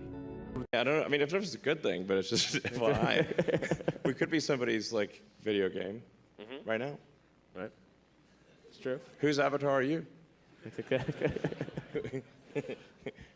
If there was a simulation, like you're in a simulation, guys. And it's simulations all the way down. It's a simulation and a simulation and a simulation. Seems likely. Watched Musk very up close for a couple of years. I'm going to say something that you might think is naive, but I really believe it, which is he has certain missions he's had his whole life. He read Isaac Asimov. He read the Robot series. He thought the robots might turn on us. I have to come in and save us from hostile AI. I have to make us multi-planetary. Both the president and I are vaxxed, and did you get the booster? Yes. I got it too. Of abundance for all. Society and its corporate leadership are so one-track minded that it appears Elon is the only hope we as a species have left. Similar to how the weak and inadequate political leadership we've had since Roosevelt were the only ones fit to run for authority over a country. As if. It's all a sham, guided by industry, capital, and Luciferian historical networks of nepotism and incest. But people seek a king, a master, and want to believe man is inherently good and trustworthy as if he was born that way. Yet we understand all men need to be taught how to be good. Today, no one can even define the good. Another indication of the failure of universal education programming, but also the success of industrialist tech-driven dominance over how societies are developed and human futures are dictated. You see, all these networks of politicians, banking elite, and industrialists have serious skin in the game. Their financial futures depend on Elon's success. And don't let the democratic conflicts fool you. Democratic or leftist support of Elon, the personality, has no impact on the overall technological direction of industry and society. Dialectics like this are very common. Bush versus Kerry, Clinton versus Trump, they all work for the same masters. Now back to Elon's views on education. In fact, he has even designed his own education model for the future, a functioning school to boot. Sure. So how would you educate your 5 boys? Actually, I created a little school. Yeah. What kind of school? Could you describe to us? Sure. It's small. It's only got 14 kids now, and it'll have 20 kids in September. It's called Ad Astra, which means to the stars. That's maybe a bit different from most other schools. I think the parents will still be responsible for values and morals. I do think AI will dramatically affect education because the AI is an extremely knowledgeable teacher. How do you feel about that more utopic vision? I think we're on the same page, but I don't think our goal inside schools, when we're educating young people, is to have a 100% personalized learning journey for every kid. I think there's a big difference, and we need to make a big distinction between AI supporting educators in doing what they do versus going direct to young people. If I'm taking the position of the AI optimist, what I'd say is, no, I'm not saying that. I'm saying the AI will be better than the teachers. Here, K through 12th graders are proudly cutting classes, spending just 2 hours a day learning math, science, reading, and writing, all with the help of an AI tutor and without a single teacher. Morning launch time. Mackenzie Price is the co-founder of Alpha School and its 2-hour learning program. This is a school without teachers. We have no teachers at our schools. Can you believe that? The Educators are a suite of AI-powered apps that gamify lessons, monitor progress, and with the help of eye tracking, keep tabs on students' attention span. Who's teaching you? I think the app is teaching me, but I'm also teaching myself. All as adult guides, many of which have never been teachers, look on without interfering with their robot counterparts. Are you comfortable having guides in the classroom that don't necessarily know the core curriculum? It's okay that our guides aren't experts in physics or math or whatever they're doing. They are experts in their students. It almost sounds like the guides here are told, you're here to lead the kids to AI. Our guides are not allowed to teach. They are coaching students to become self-driven learners. Price says the AI tutor personalizes lessons for each student, allowing them to learn class material in half the time, and according to data from Alpha, score in the 90th percentile on standardized tests in most grade levels. This one's a little unusual. It all comes as students nationwide grapple with AI's role. While some critics say it's too soon to know if the tech's having a positive effect in classrooms, one study found generative AI tutors can sometimes inhibit learning if students become too reliant on the tool. How do you make sure that the AI that is teaching kids is doing what it's supposed to be doing? We have a lot of guardrails in place to make sure that kids are not dealing with some of the issues that come with what we hear about with AI. Still, at Alpha, where tuition costs $40,000 a year, academics are just the beginning. This is called our check chart. Each student must complete a long list of tasks before they can level up. Welcome to the Alpha School Airbnb. Like this group of 6th graders who are running a real Airbnb. How old are you? I'm 11. You're 11? Yeah. And how much money did you guys make with this Airbnb? So we have $10,000 of confirmed bookings. Over at Alpha High School. You made an app. Wait, I developed an app. 16-year-olds Elle and Sloan are getting ready to pitch an AI-enabled app that gives dating advice. I want to ask my crush out to prom in front of all of her friends. Is that a good idea? It really depends on her personality. So you've been learning from AI, and now you're building your own AI? Yes. A full circle experiment. Schooling. Yeah. Talk about your experience with bringing children out here and interrupting their schooling, interrupting their social circle that they already had, enrolling them into a new social construct and school. Okay, well, I may not be the best person for the conversation. I'm not big on the system to begin with, right? So school system. I am not. I just never felt like it served us, and so for me, it was always adverse for me. My kids have been on tour with me since they were born, so my system has been a little bit different. And they're just bright and smart kids, and they're all, it's like, it feels like America in the sense where like no one's behind. They're actually way ahead. Your kids are homeschooled. My kids are homeschooled. But that's a conversation too, because a lot of people in America want to start the homeschooling process. They're similar. One of your children is getting homeschooled by artificial intelligence. Yeah. How's that working out?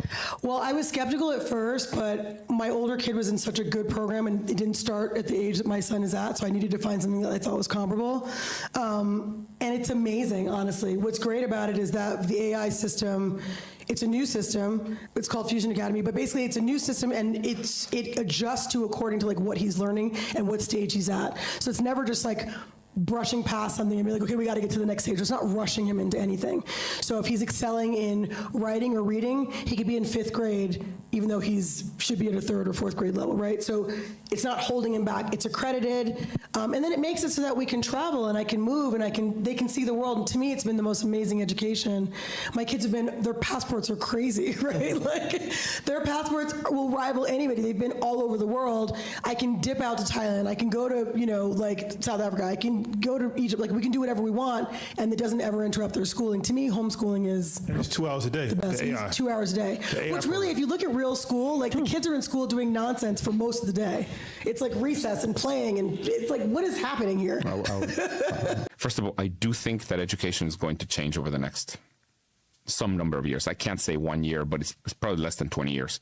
Some things are going to change. And the reason for that is it's just a lot more scalable to teach with AI than with teachers. And by the way, that doesn't mean the teachers are going to go away. You still need people to take care of the students. And you still need, I also don't think schools are going to go away because you still need childcare. In your view, like schools could be childcare, but everybody's Duolingoing. I think it's going to be something like that. It may not be Duolingo. There's one teacher and like 30 students. Each teacher cannot give individualized attention to each student, but the computer can. And really, the computer can actually know with very precise knowledge. You can have very precise knowledge about what this one student is good at and bad at, that the teacher just has no chance of having because there's 30 students and they just cannot give you that.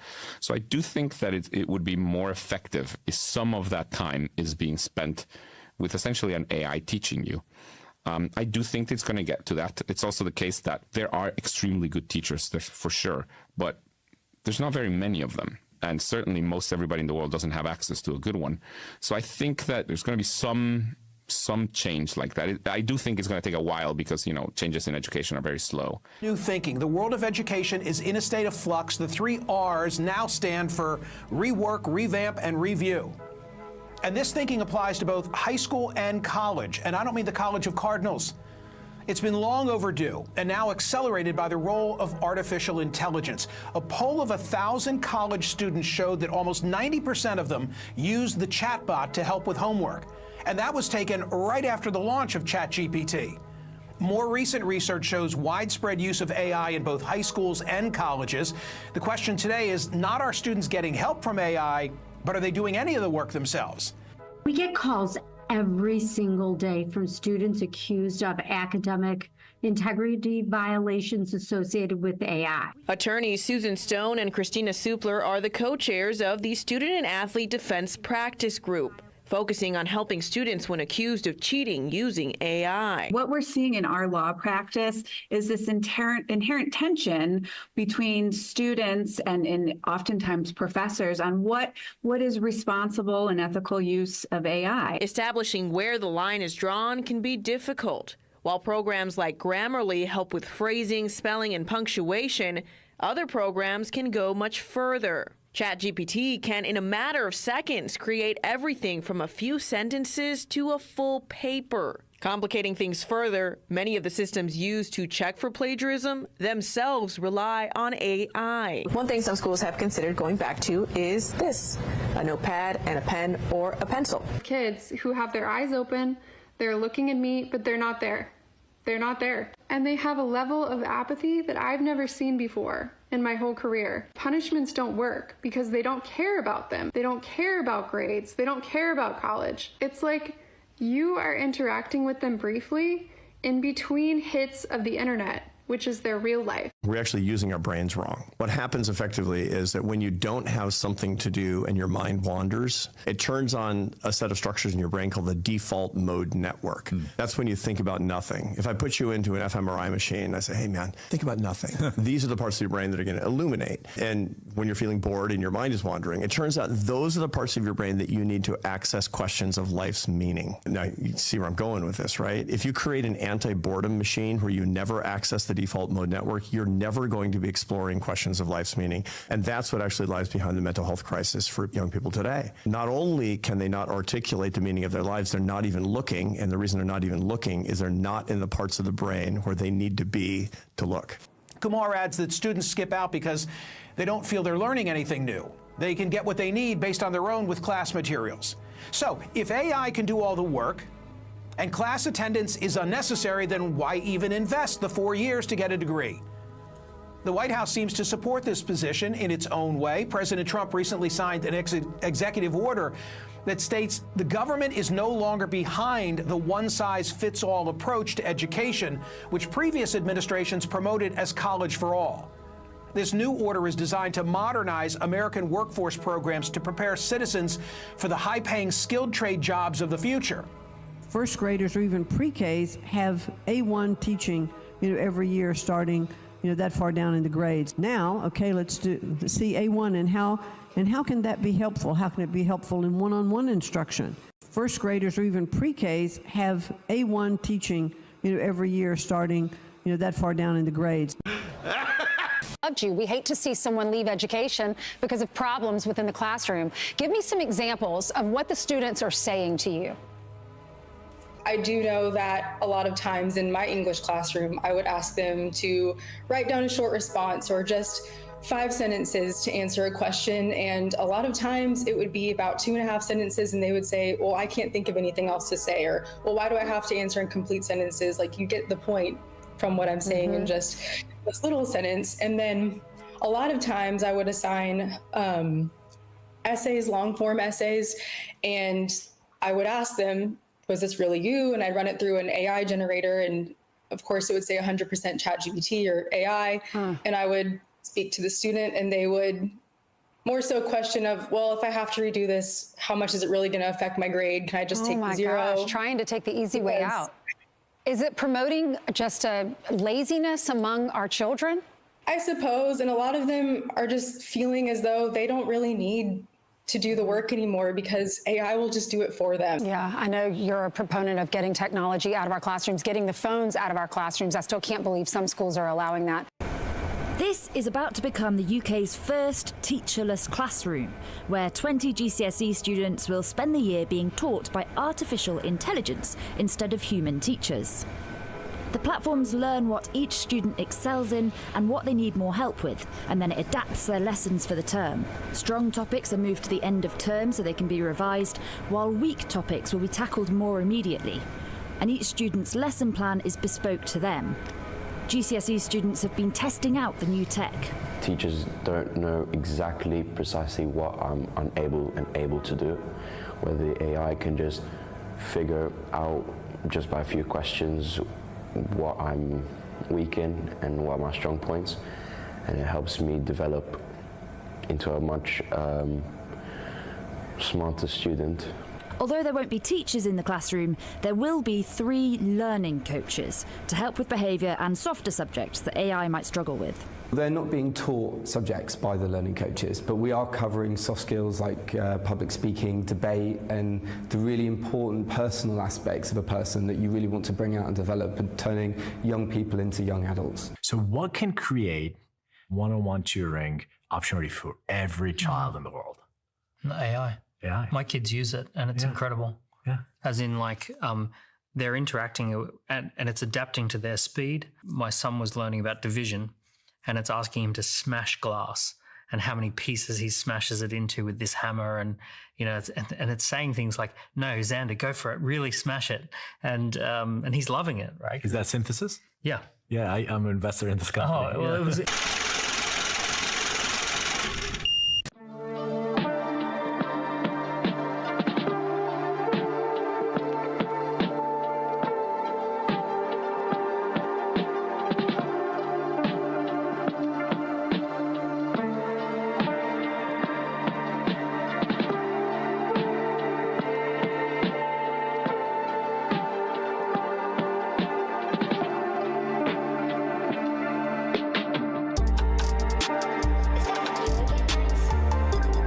You better know how to do something.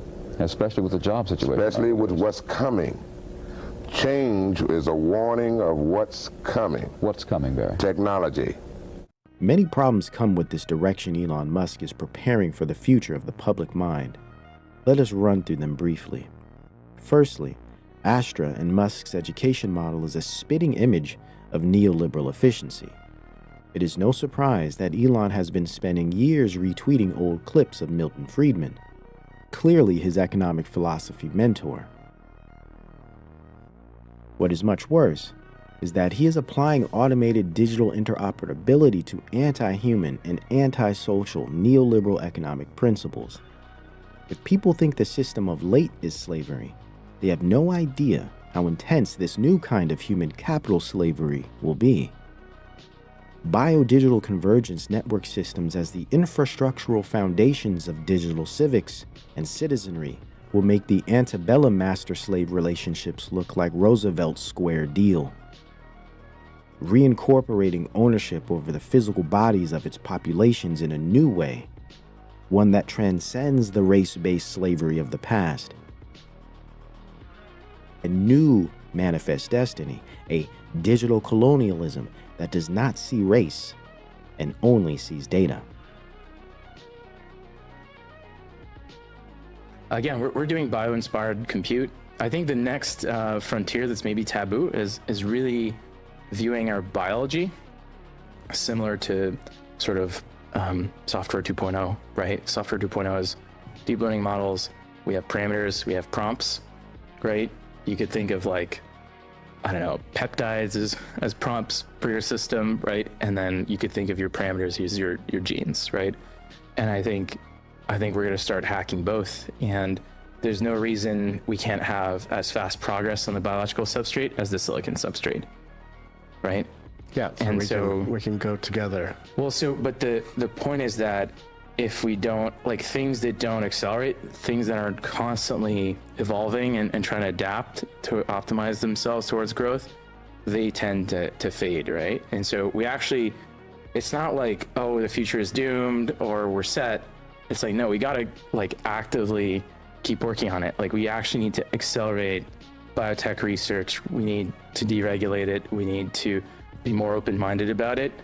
I think this is the next frontier. I know like the debate right now in America has been about like semiconductors and AI, but I think biotech's the next big frontier. And the digital revolution and the virtual revolution is spilling over into the biotechnological revolution, and then we're going to be patterning biology, which is also software, right? Which is also a subversive and psychedelic idea that all is programmable, and everything can be upgraded, and everything can be retuned, and everything can be transformed.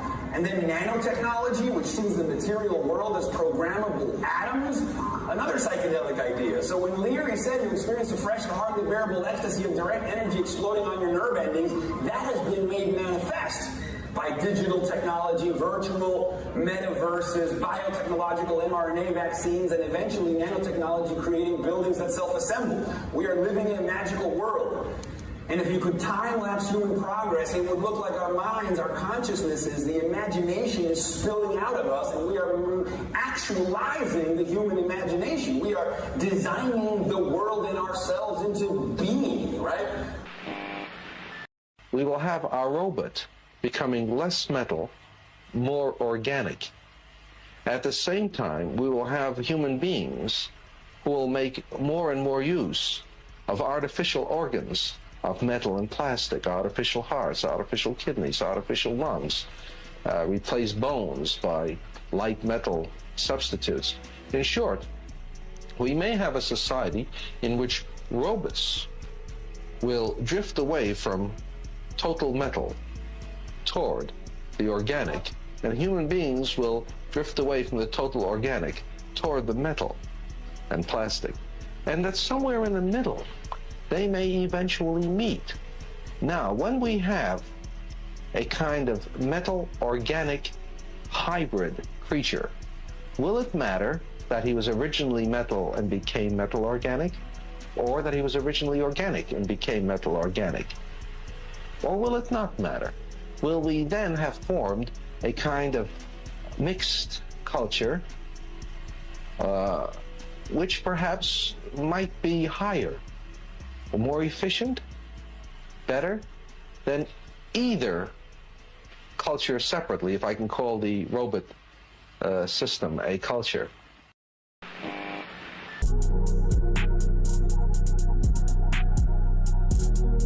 A picture may no longer be worth 1,000 words. These days, the picture that the camera takes may well not be the picture that we end up seeing in newspapers and magazines. Technology makes it difficult, maybe even impossible, to tell what's real and what's not. It tingles at first, but you get used to it. Think like, and I think probably as the years progress, it'll become like less and less like the dominant art form. I think it's just morphing into something completely new. What do you think that will look like? I mean, a lot of it is like games, gaming, gamification of things. But that's like where, and a kind of like this idea of like singularity, where it's like everything is starting to just become one thing. It's like everything and nothing. Like there is no meaning, so it really frees you up. It's all kind of post-meaning, right? There's to the degree that you can gamify learning, I think that's really helpful. You want to make learning not a chore. If people are drawn to it, like they're drawn to video games, then I think that would really help.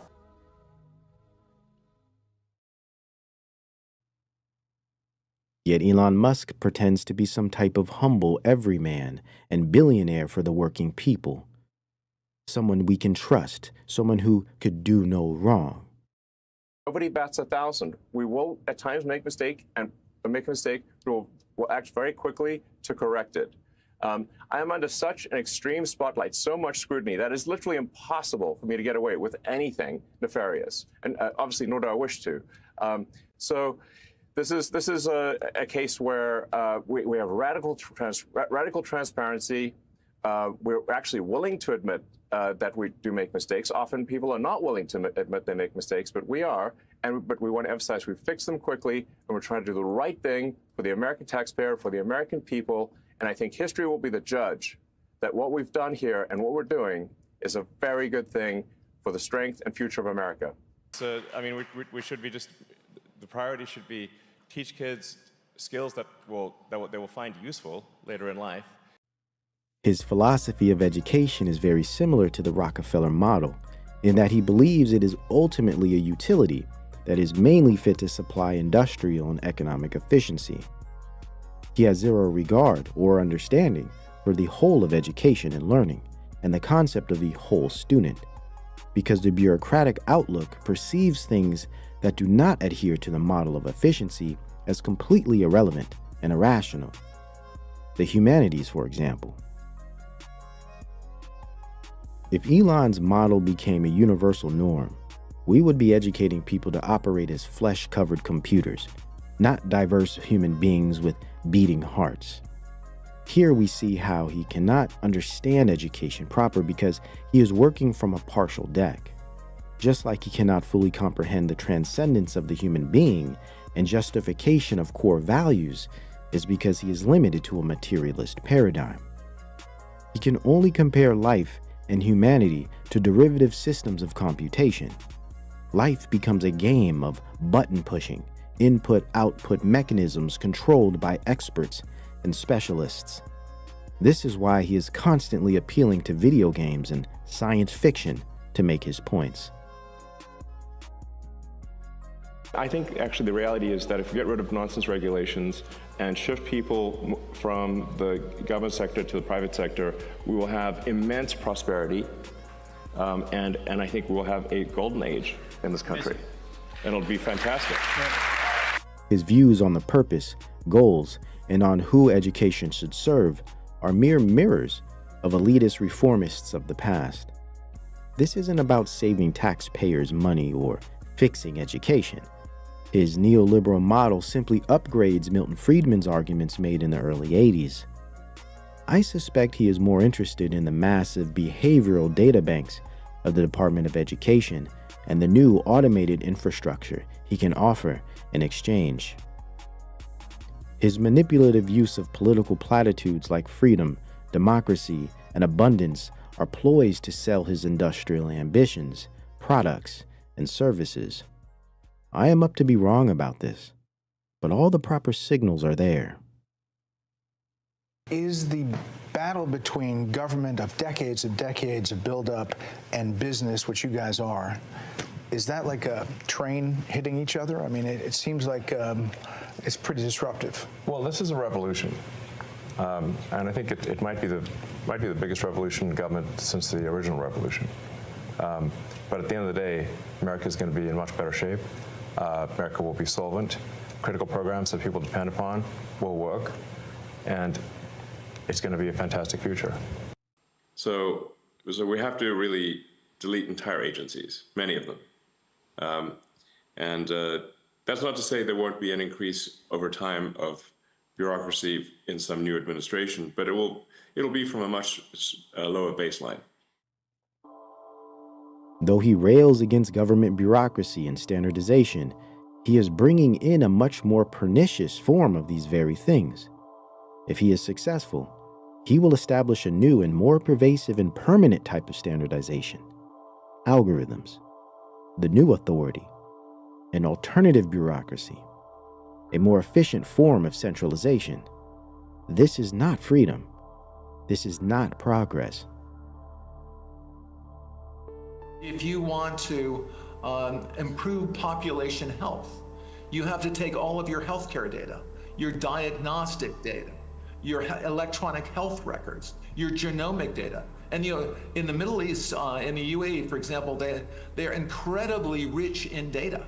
They have a lot of population data. The NHS in the UK has an incredible amount of population data, but it's fragmented.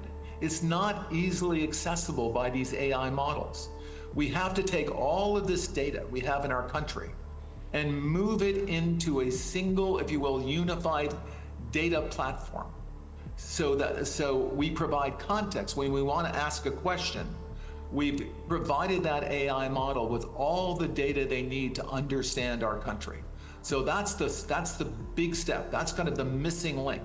We need to unify all of the national data, put it into a database where it's easily consumable by the AI model, and then ask whatever question you like. Because we're constantly recording, watching and recording everything that's going on. Citizens will be on their best behavior because we're constantly recording and reporting everything that's going on. Who's the smartest guy you've ever met? Larry Ellison's very smart. 6-hour normal school day into only 2 hours, and it's not like with a teacher sitting in front of you, it's with an AI app that's personalized to skills that you need to learn. I feel like public schools need to have an open mind and really start leveraging the power of AI and individualized learning models. Imagine AI-driven pedagogy as a new form of standardization, authorizing what we know and limiting the scope of what we can know. Just another extension of the power structure that still relies on establishment propaganda information for its coding. Can you help me out with question number 39 here? Of course. Is this the problem? Yes, I don't really understand what to do here. No problem. Let's take this to the black. Automated textbooks that talk back, and truncated education for vocational human itemizing, where Taylorism meets systems theory and human learning is replaced by machine learning. Not much has truly changed outside of velocity. Replacing the social element of learning, removing the human element of thinking under the guise of personalized education via automated tutors. This is all about human capital centralization. From personalized custom medicine, You can then vaccinate the person, design a vaccine for every individual person to vaccinate them against that cancer for your particular cancer aimed at you. to customized education. Now, it's no secret, one-on-one tutoring leads to better education outcomes. Kids learn more information in a shorter period of time. Elon Gill points out that there's a 2 sigma improvement in the learning outcome for a child if they have that personalized tutor. Additionally, students ask more questions because they don't fear being judged by their peers, and they gain higher levels of confidence, which leads to better retention of the information. That's exactly what we want in the classroom. But one-on-one personalized tutoring, it's a luxury unavailable to most American families. Schools are overwhelmed with way too many students, and the average parent doesn't have enough money to afford a private tutor for each of their children. This is all changing rapidly with the rise of artificial intelligence, and this is what gets me personally really excited about this. What we discover is Trump and Doge are pushing the same neoliberal no child left behind philosophy as the Bush administration, and no different from Reagan's Nation at Risk Education Standards Project. The ultimate goal of education in their eyes is efficiency and market competition, giving gold stars to their litter of pet citizenry, quantifying qualia, measuring human value. They continue to make consumer drones, not actual learning and thinking human beings. This is not reform, nor revolution. We are merely automating the standardized testing programs of the past, gearing education towards meeting testing standards and market competitiveness. So they ranked the top 40 countries in the world. We're ranked number 40th. There's a school in Texas that started using artificial intelligence tutors in the classroom, and student test scores have skyrocketed to the top 2% in the entire country. I just read that China is mandating that students are going to study AI by 4th grade. Do you think that's a good idea? Do you think Americans should learn how to work with AI at an early age? Absolutely, because the world is going with more advanced technology. And AI, well, it's already in so much of the things that we do that we don't even really realize that it's there. But as industry demands more and more efficiencies with AI, and what's the next thing after AI? Our students have to learn. Just as they first learned to type, and then they went on to use computers, and now there's AI. So how do you think we do that? How do we incentivize our educators, our educational institutions, even the free market to enter into a competitive market? But what we'd like to do is to make sure that we encourage states to look at, as I said, best practices and what tools are available. And just as the private sector now develops textbooks and curriculum and presents it to state boards of education that they get adopted for those states. Well, I think there's more and more from the private sector through, AI technology and development that would come in place. And they're going to be those schools who are going to say, you know what, we're going to adopt this, we're going to try this.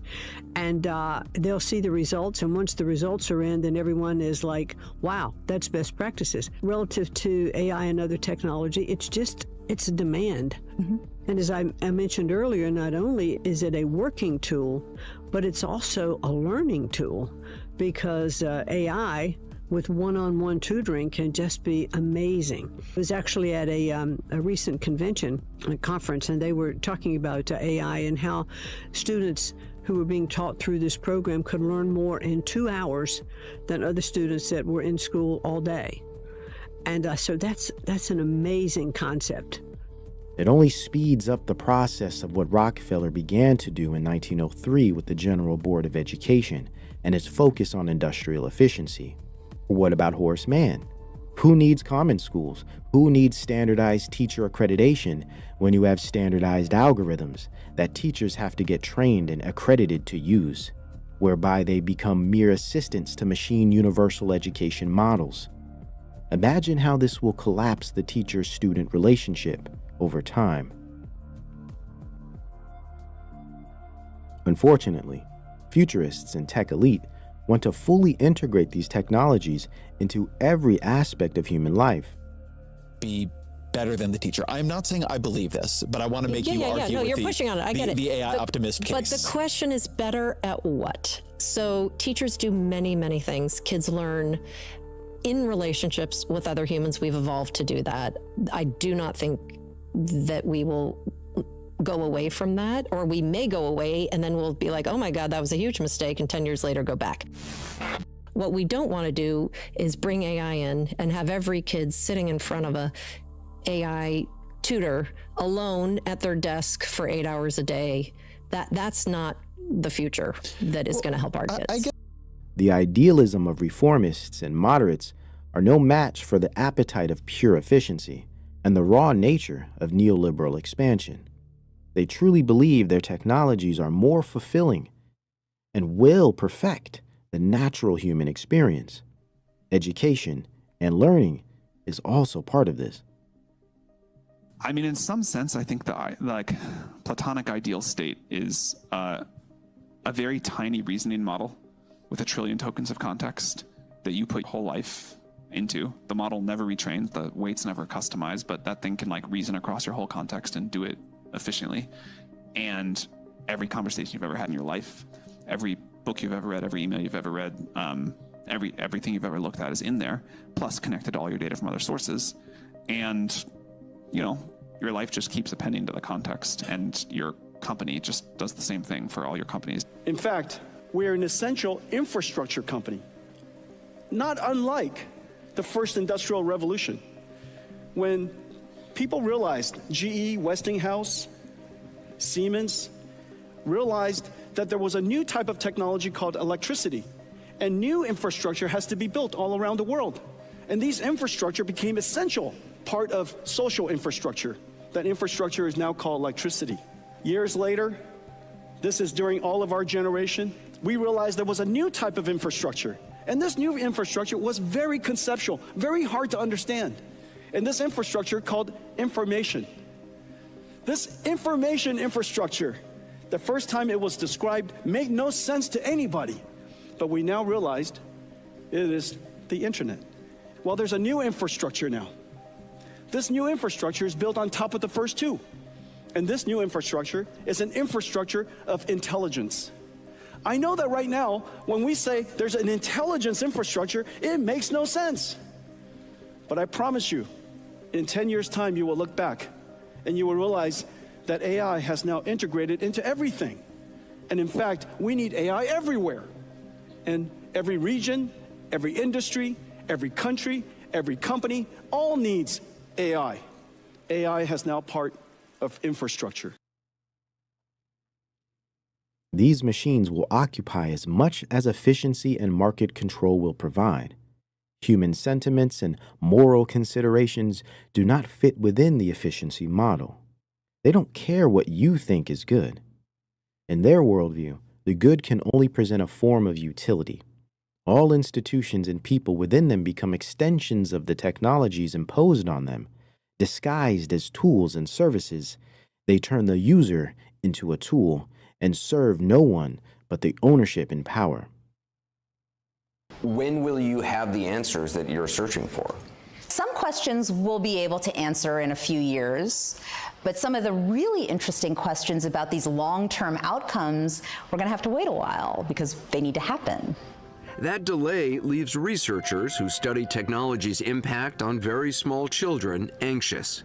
In many ways, the concern that investigators like I have is that we're sort of in the midst of a natural, kind of uncontrolled experiment on the next generation of children. Like I said, I think phones are here to stay. Phones are amazing. Love my phone. So that's the primary compute device you think in people's pockets? I think that's still going to be the primary compute device in people's pockets for a long time. I think that this newer interface that we're talking about will kind of look like there's a sort of companion layer. We think of it as a companion layer. You can think of it maybe as an AI interface layer.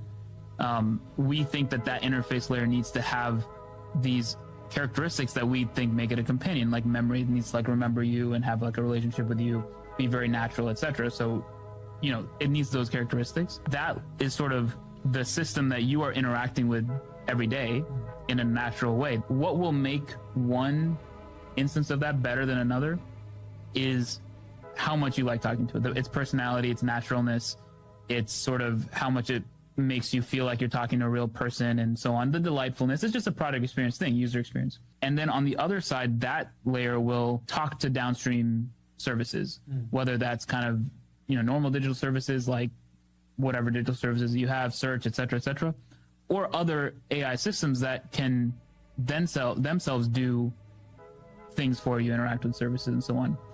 But I think it's going to be mediated by this companion layer that you actually want to interact with. Obvious that agents will be a part of our future. It's obvious that we will give them agency to transact for us.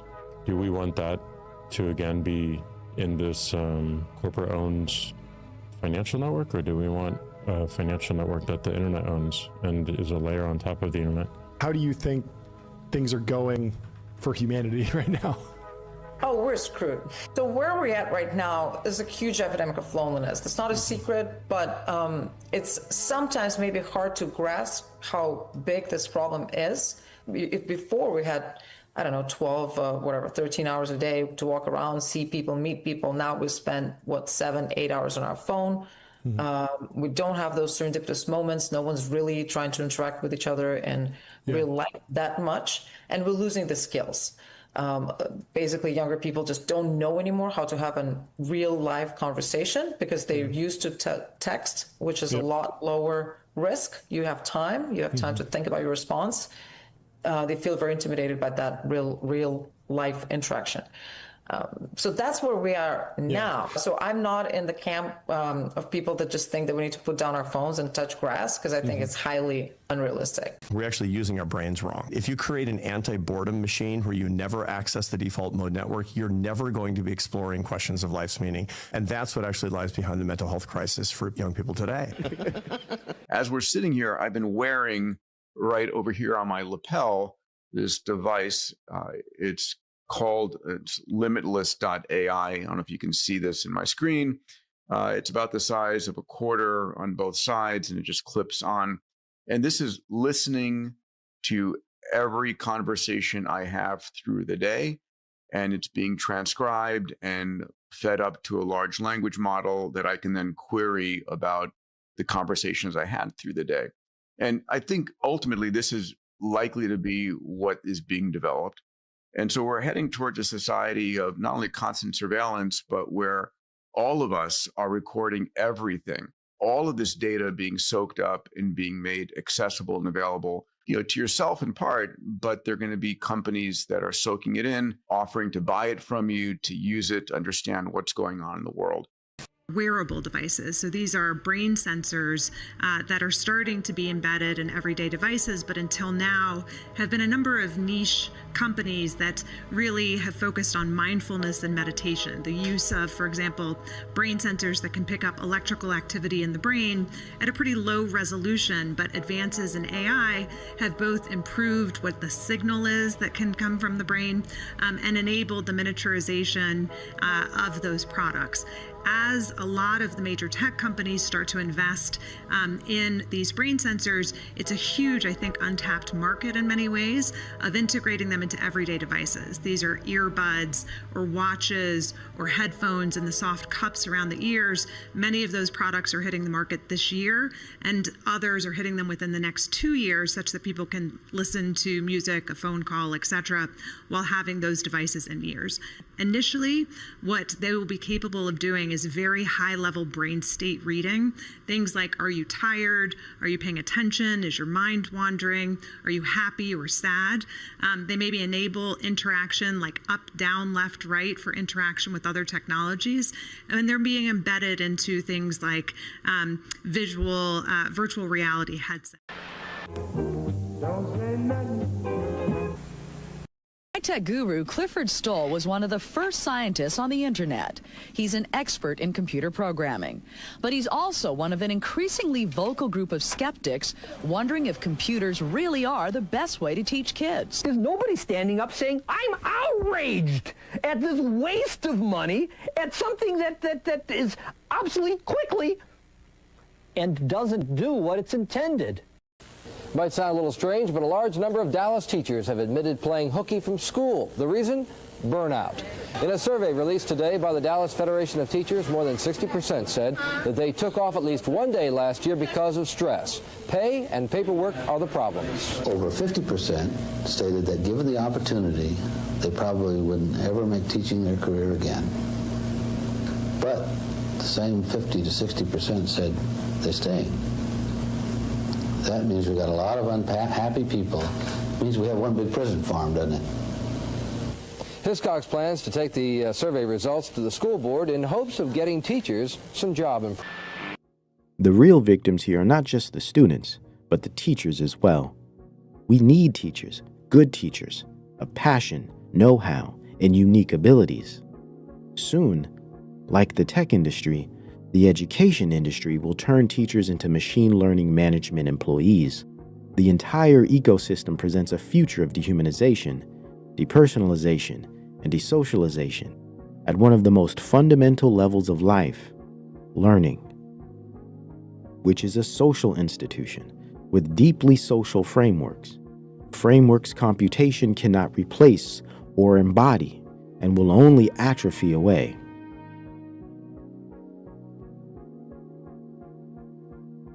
We have built a world that is incredibly precarious. Or the future just seems so dim right now in terms of the environment, in terms of politics, in terms of jobs or university.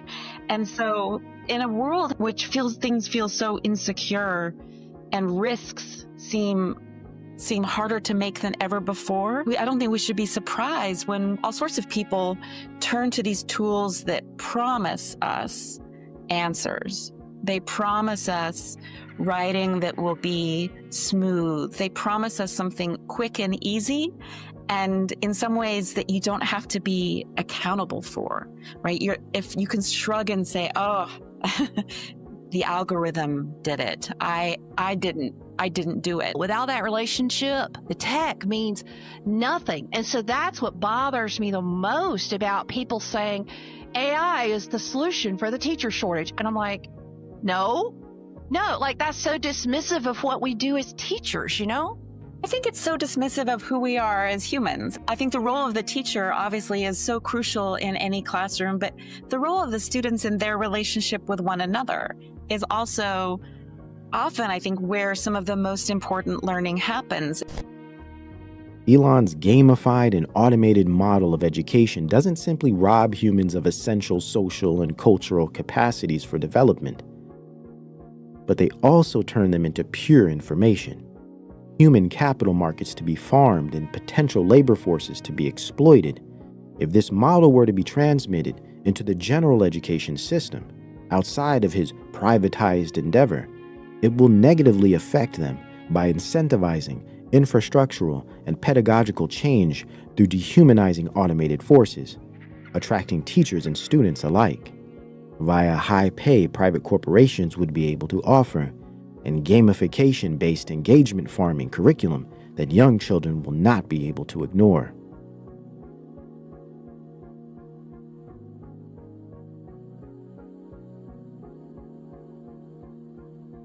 Ultimately, it will only hurt them all, teachers, children, parents, and the family in the end. Refuse to have any online tech, anything go in school. It is a life and death struggle. We cannot afford to have it in at all. Their tools coming in are a way of attacking us. Then in a few years, it's only restricted by the number of robots we can produce. The number of motorcycles and cars we produce is 70 million each a year.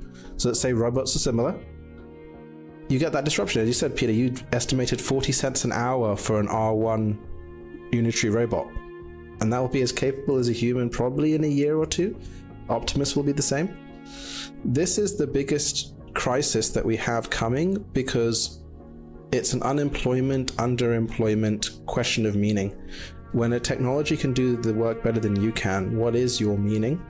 School choice and what the future of school looks like, and tracking children in terms of their behaviors in school, and data privacy, and the shift to competency-based, mastery-based, proficiency-based learning. There are all of these things bubbling up, but I think the piece that's missing is what the future economy is, and the push towards recreating children as digital citizens that will be part of a global workforce that will be mediated by artificial intelligence based on all the little data points that are being collected on them in the classroom, both about what they know and about how they think and about what kind of team members they are. Is this freedom and choice, meaning that really all of the stuff that we're doing in these digital spaces is intelligence, right? We show our intelligence, our cognitive intelligence, our emotional intelligence, and all of this is being hoovered up to create a simulation of us and then to make predictions about us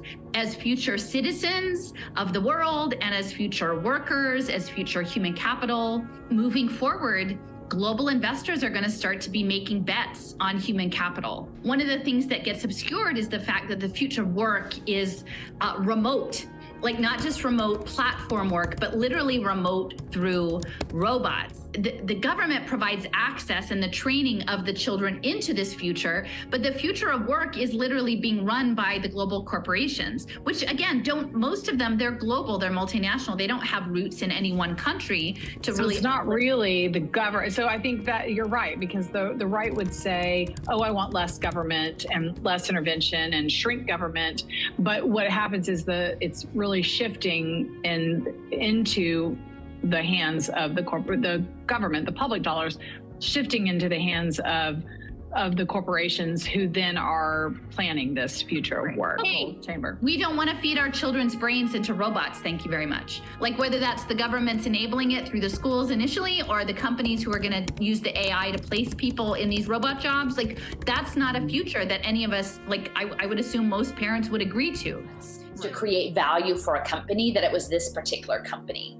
And so I would think many of the families who might jump at the fact of this giving their child an edge do not realize the extent to which these devices are actually sucking data out and like limiting their children's choices. Said, your metadata will follow you from your earliest childhood in its alignment with the government's interest, and it will decide who's a good actor, who's worthy of dealing with, and who has the right to have a job.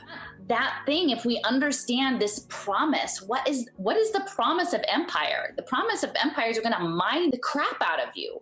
And like now these kids are that.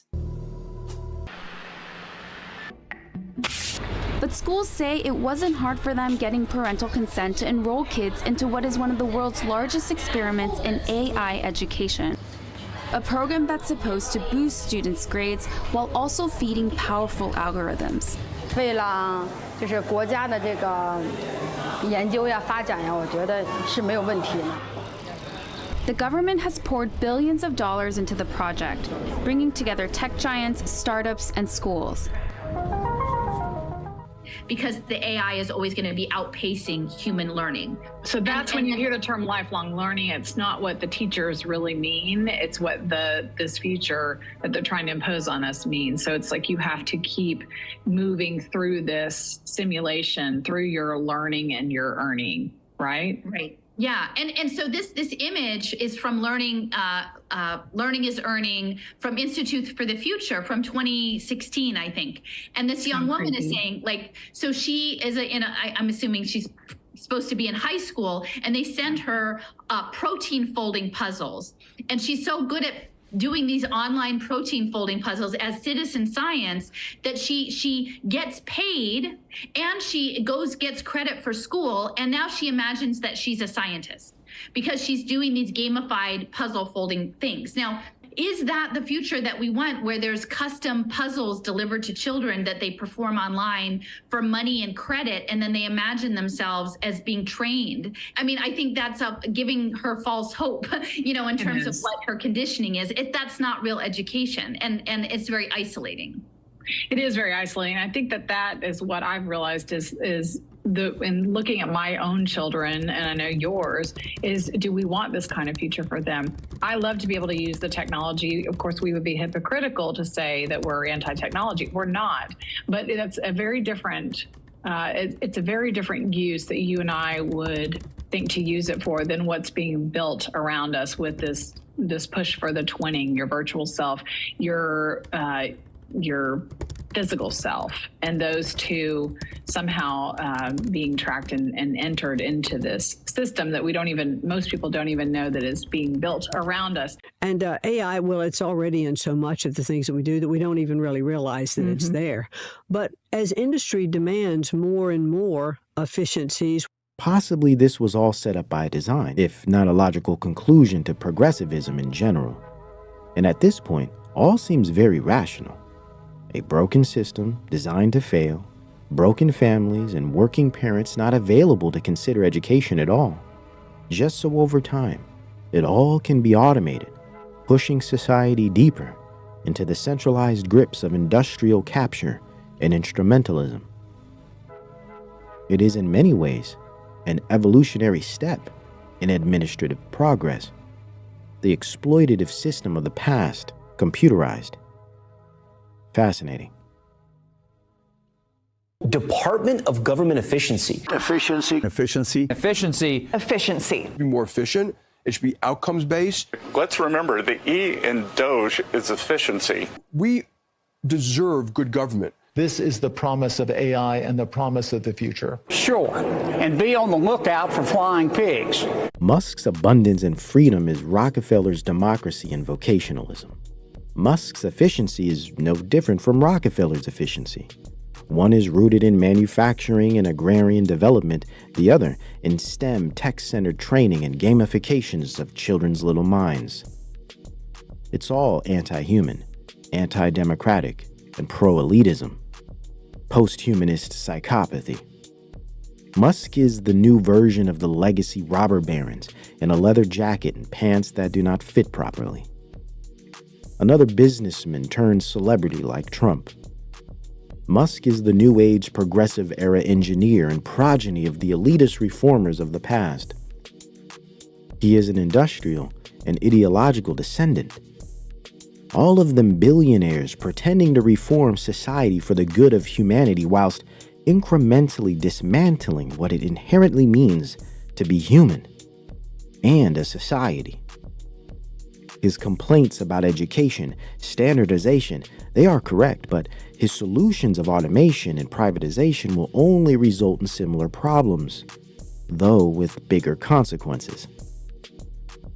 But I am sure another technology to fix the damage caused by prior technologies will be adopted.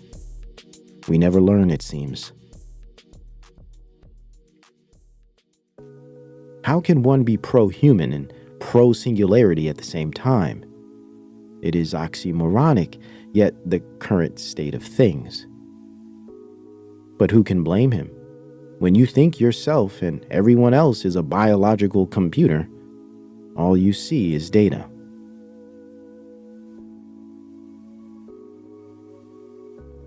built on campaigns and promises of liberty and democracy, hope and change, abundance and prosperity, America has presented new ways to fix old problems that never go away. New ways create new problems, and things only seem to get incrementally worse at the social level. Maybe this is because our state systems have always approached the social from an economic view instead of a human perspective. We appear to be more concerned with GDP and less concerned with human TLC. We are more concerned with making efficient machines than we are with bringing up good people. Yet regardless of the new tools, toys, and technologies they employ, we are suffering from a meaning and relating crisis that is only getting worse as the years pass by.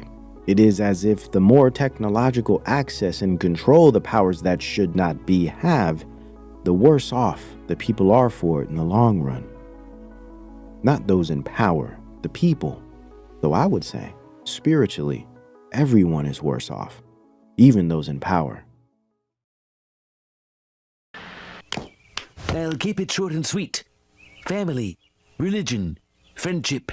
These are the three demons you must slay if you wish to succeed in business. In an industrialist system built on efficiency and economic growth, democracy cannot function outside of contradictory mechanisms of control and force. The free are limited by their machines, and the brave are afraid of their consequences. The double bind, and Ouroboros eating at its tail. The more pervasive technologies we employ, the less free we actually are. The more codependent, anxious, and vulnerable we become, the opportunities for tech state exploitation increase. They capitalize on these opportunities swiftly and with little concern for the social consequences, technicism, and the economic view of life.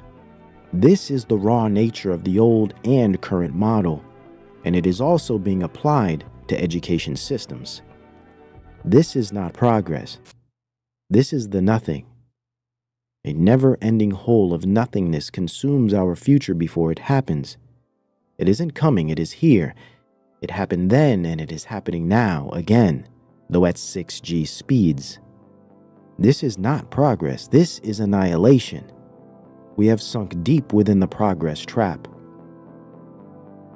Ronald Wright describes this idea very well in his work, A Short History of Progress. Quote, "Our technological culture measures human progress by technology. The club is better than the fist, the arrow better than the club, the bullet better than the arrow. We came to this belief for empirical reasons, because it delivered." Or I would add, because it was efficient and worked. Classic and endearing American pragmatism and scientism has a great deal to do with why we are in the mess we are in. Just because something works or makes profit doesn't mean it is good. And when the good is a relative concept informed by industrial markets and subject to the chance of whoever happens to be in power, the good loses objective meaning and becomes a mere tool itself. Everything becomes a tool for problem solving, a weapon of utility within the never-ending battlefield of expansion and pseudo-competition. There is always another frontier to conquer, and there is always an improved myth for the people to follow. Wright said the arrow was better than the club, and the bullet better than the arrow. Musk would say the good is unknowable, and it is better to be efficient. It is more valuable to focus on intelligence, and the computer is better than the human brain. Slowly but surely, or maybe not so slowly, AI will keep getting better. And the day will come when AI will do all the things that we can do. Not just some of them, but all of them. Anything which I can learn, anything which any one of you can learn, the AI could do as well. How do we know this, by the way? How can I be so sure? How can I be so sure of that?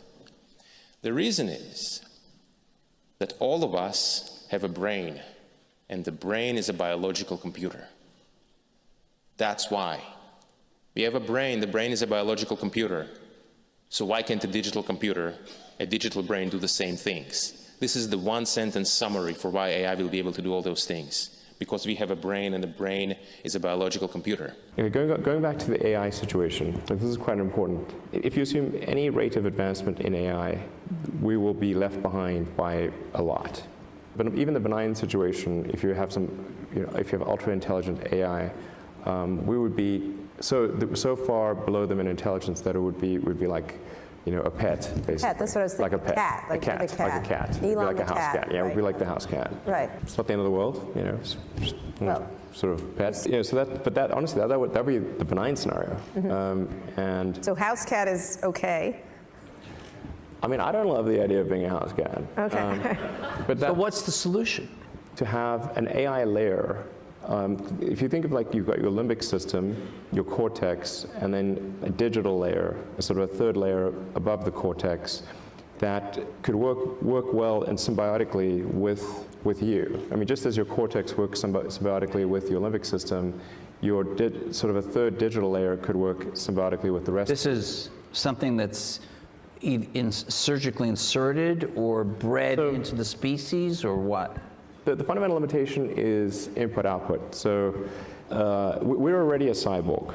I mean, you have a digital version of yourself or partial version of yourself online in the form of your emails and your social media and all the things that you do. And you have basically superpowers in that with your computer and your phone and the applications that are there.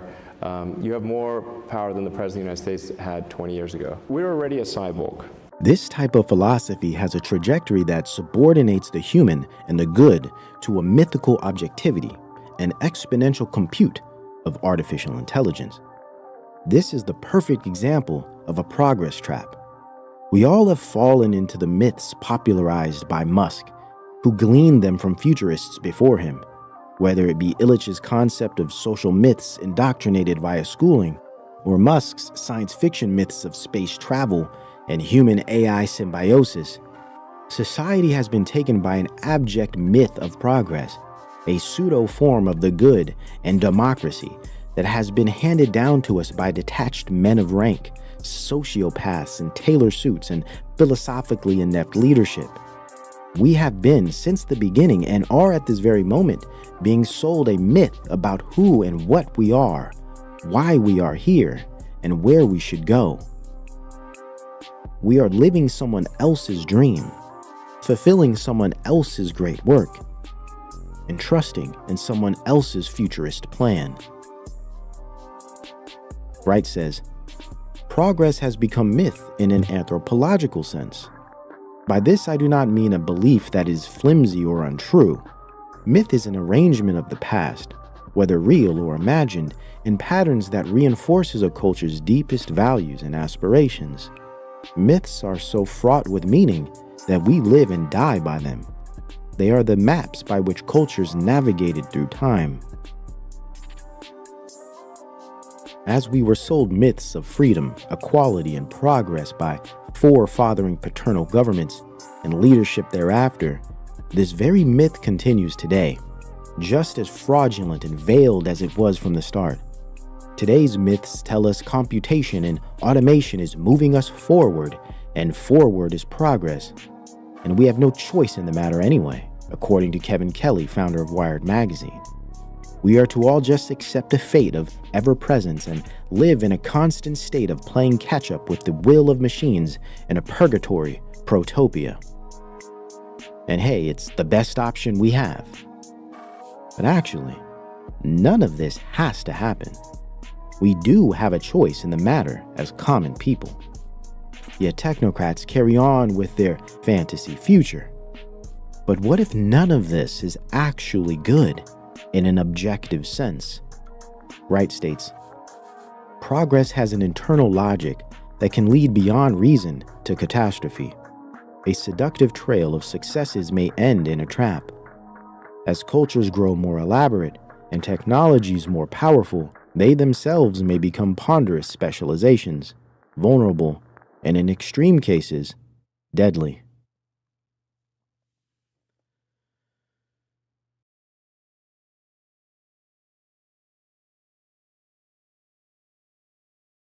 I think we're headed to a radically different world. I think a good world, an interesting world, My prediction actually for humanoid robots is that ultimately there will be tens of billions. I think everyone will want to have their personal robot. You can think of it like as though you had your own personal C-3PO or R2-D2, but even better. I think on the AI front, we are close to what you might call AGI or digital superintelligence. I think we are seeing an explosion in digital superintelligence here. And then we've got at Tesla we'll be launching unsupervised autonomy, basically self-driving cars with no one in them in Austin next month.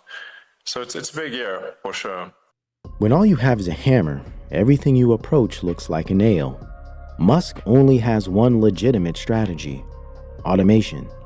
The same tool that has the potential to destroy centuries of human civilizational development and human essence, he is incorporating into every action towards social and economic reform. This is the new administrative progressive movement. Though there is nothing new under the sun, now is there? Sometimes it appears as if nothing he is doing politically is actually legitimate. Like most of this activity is kayfabe, political theater to keep us all wrapped up in a wave of false pretenses and nonsense, whilst tectonic change of massive proportions is occurring beneath at the industrial levels. But there's always a small chance that AI will kill us all. Let's hope not. Let's hope not. He is possibly our P.T. Barnum with a physics degree, a great showman and strategist. And if that is the case, what is truly happening beneath the surface? What is really going on? One thing I do know is that none of these characters are worthy of trust, though I am concerned that once more people figure this out, it will, by then, be far too late. Looks like we all will have to just wait and see. In the meantime, it would be wise for the public to collectively and critically assess what is happening and begin to build new forms of low-tech economy at the local levels. Though this is highly unlikely on any large scale, outside of our faith, it's the only formidable substrate that divides man from machine. Enslavement systems are being constructed all about us and within our very bodies. The only things standing between technocracy and posthumanity are regular persons not willing to accept the future bloody-handed billionaires have designed for them, and the preservation and eternal defense of the Imago Dei, man made in the image of God, not in the image of Biocorp or AI Inc. Guard your children, hearts, minds, and spirit, my friends. Be sober, be vigilant, because your adversary, the devil, as a roaring lion walketh about, seeking whom he may devour. Godspeed.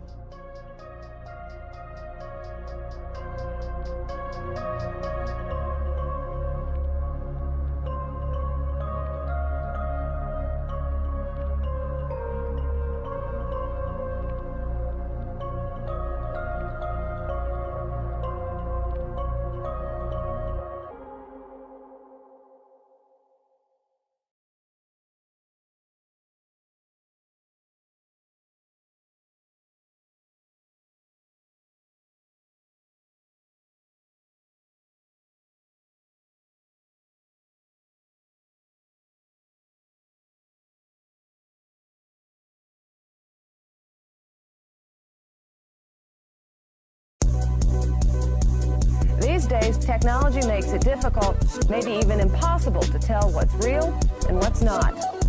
Listen to me, you little filthy punk. I don't think I made myself clear. I don't want your drugs. I don't want your money. I want your sorry ass out of my house and off my street.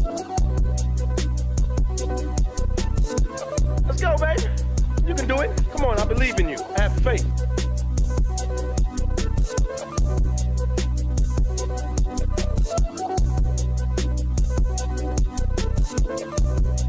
Out of my house and off my street.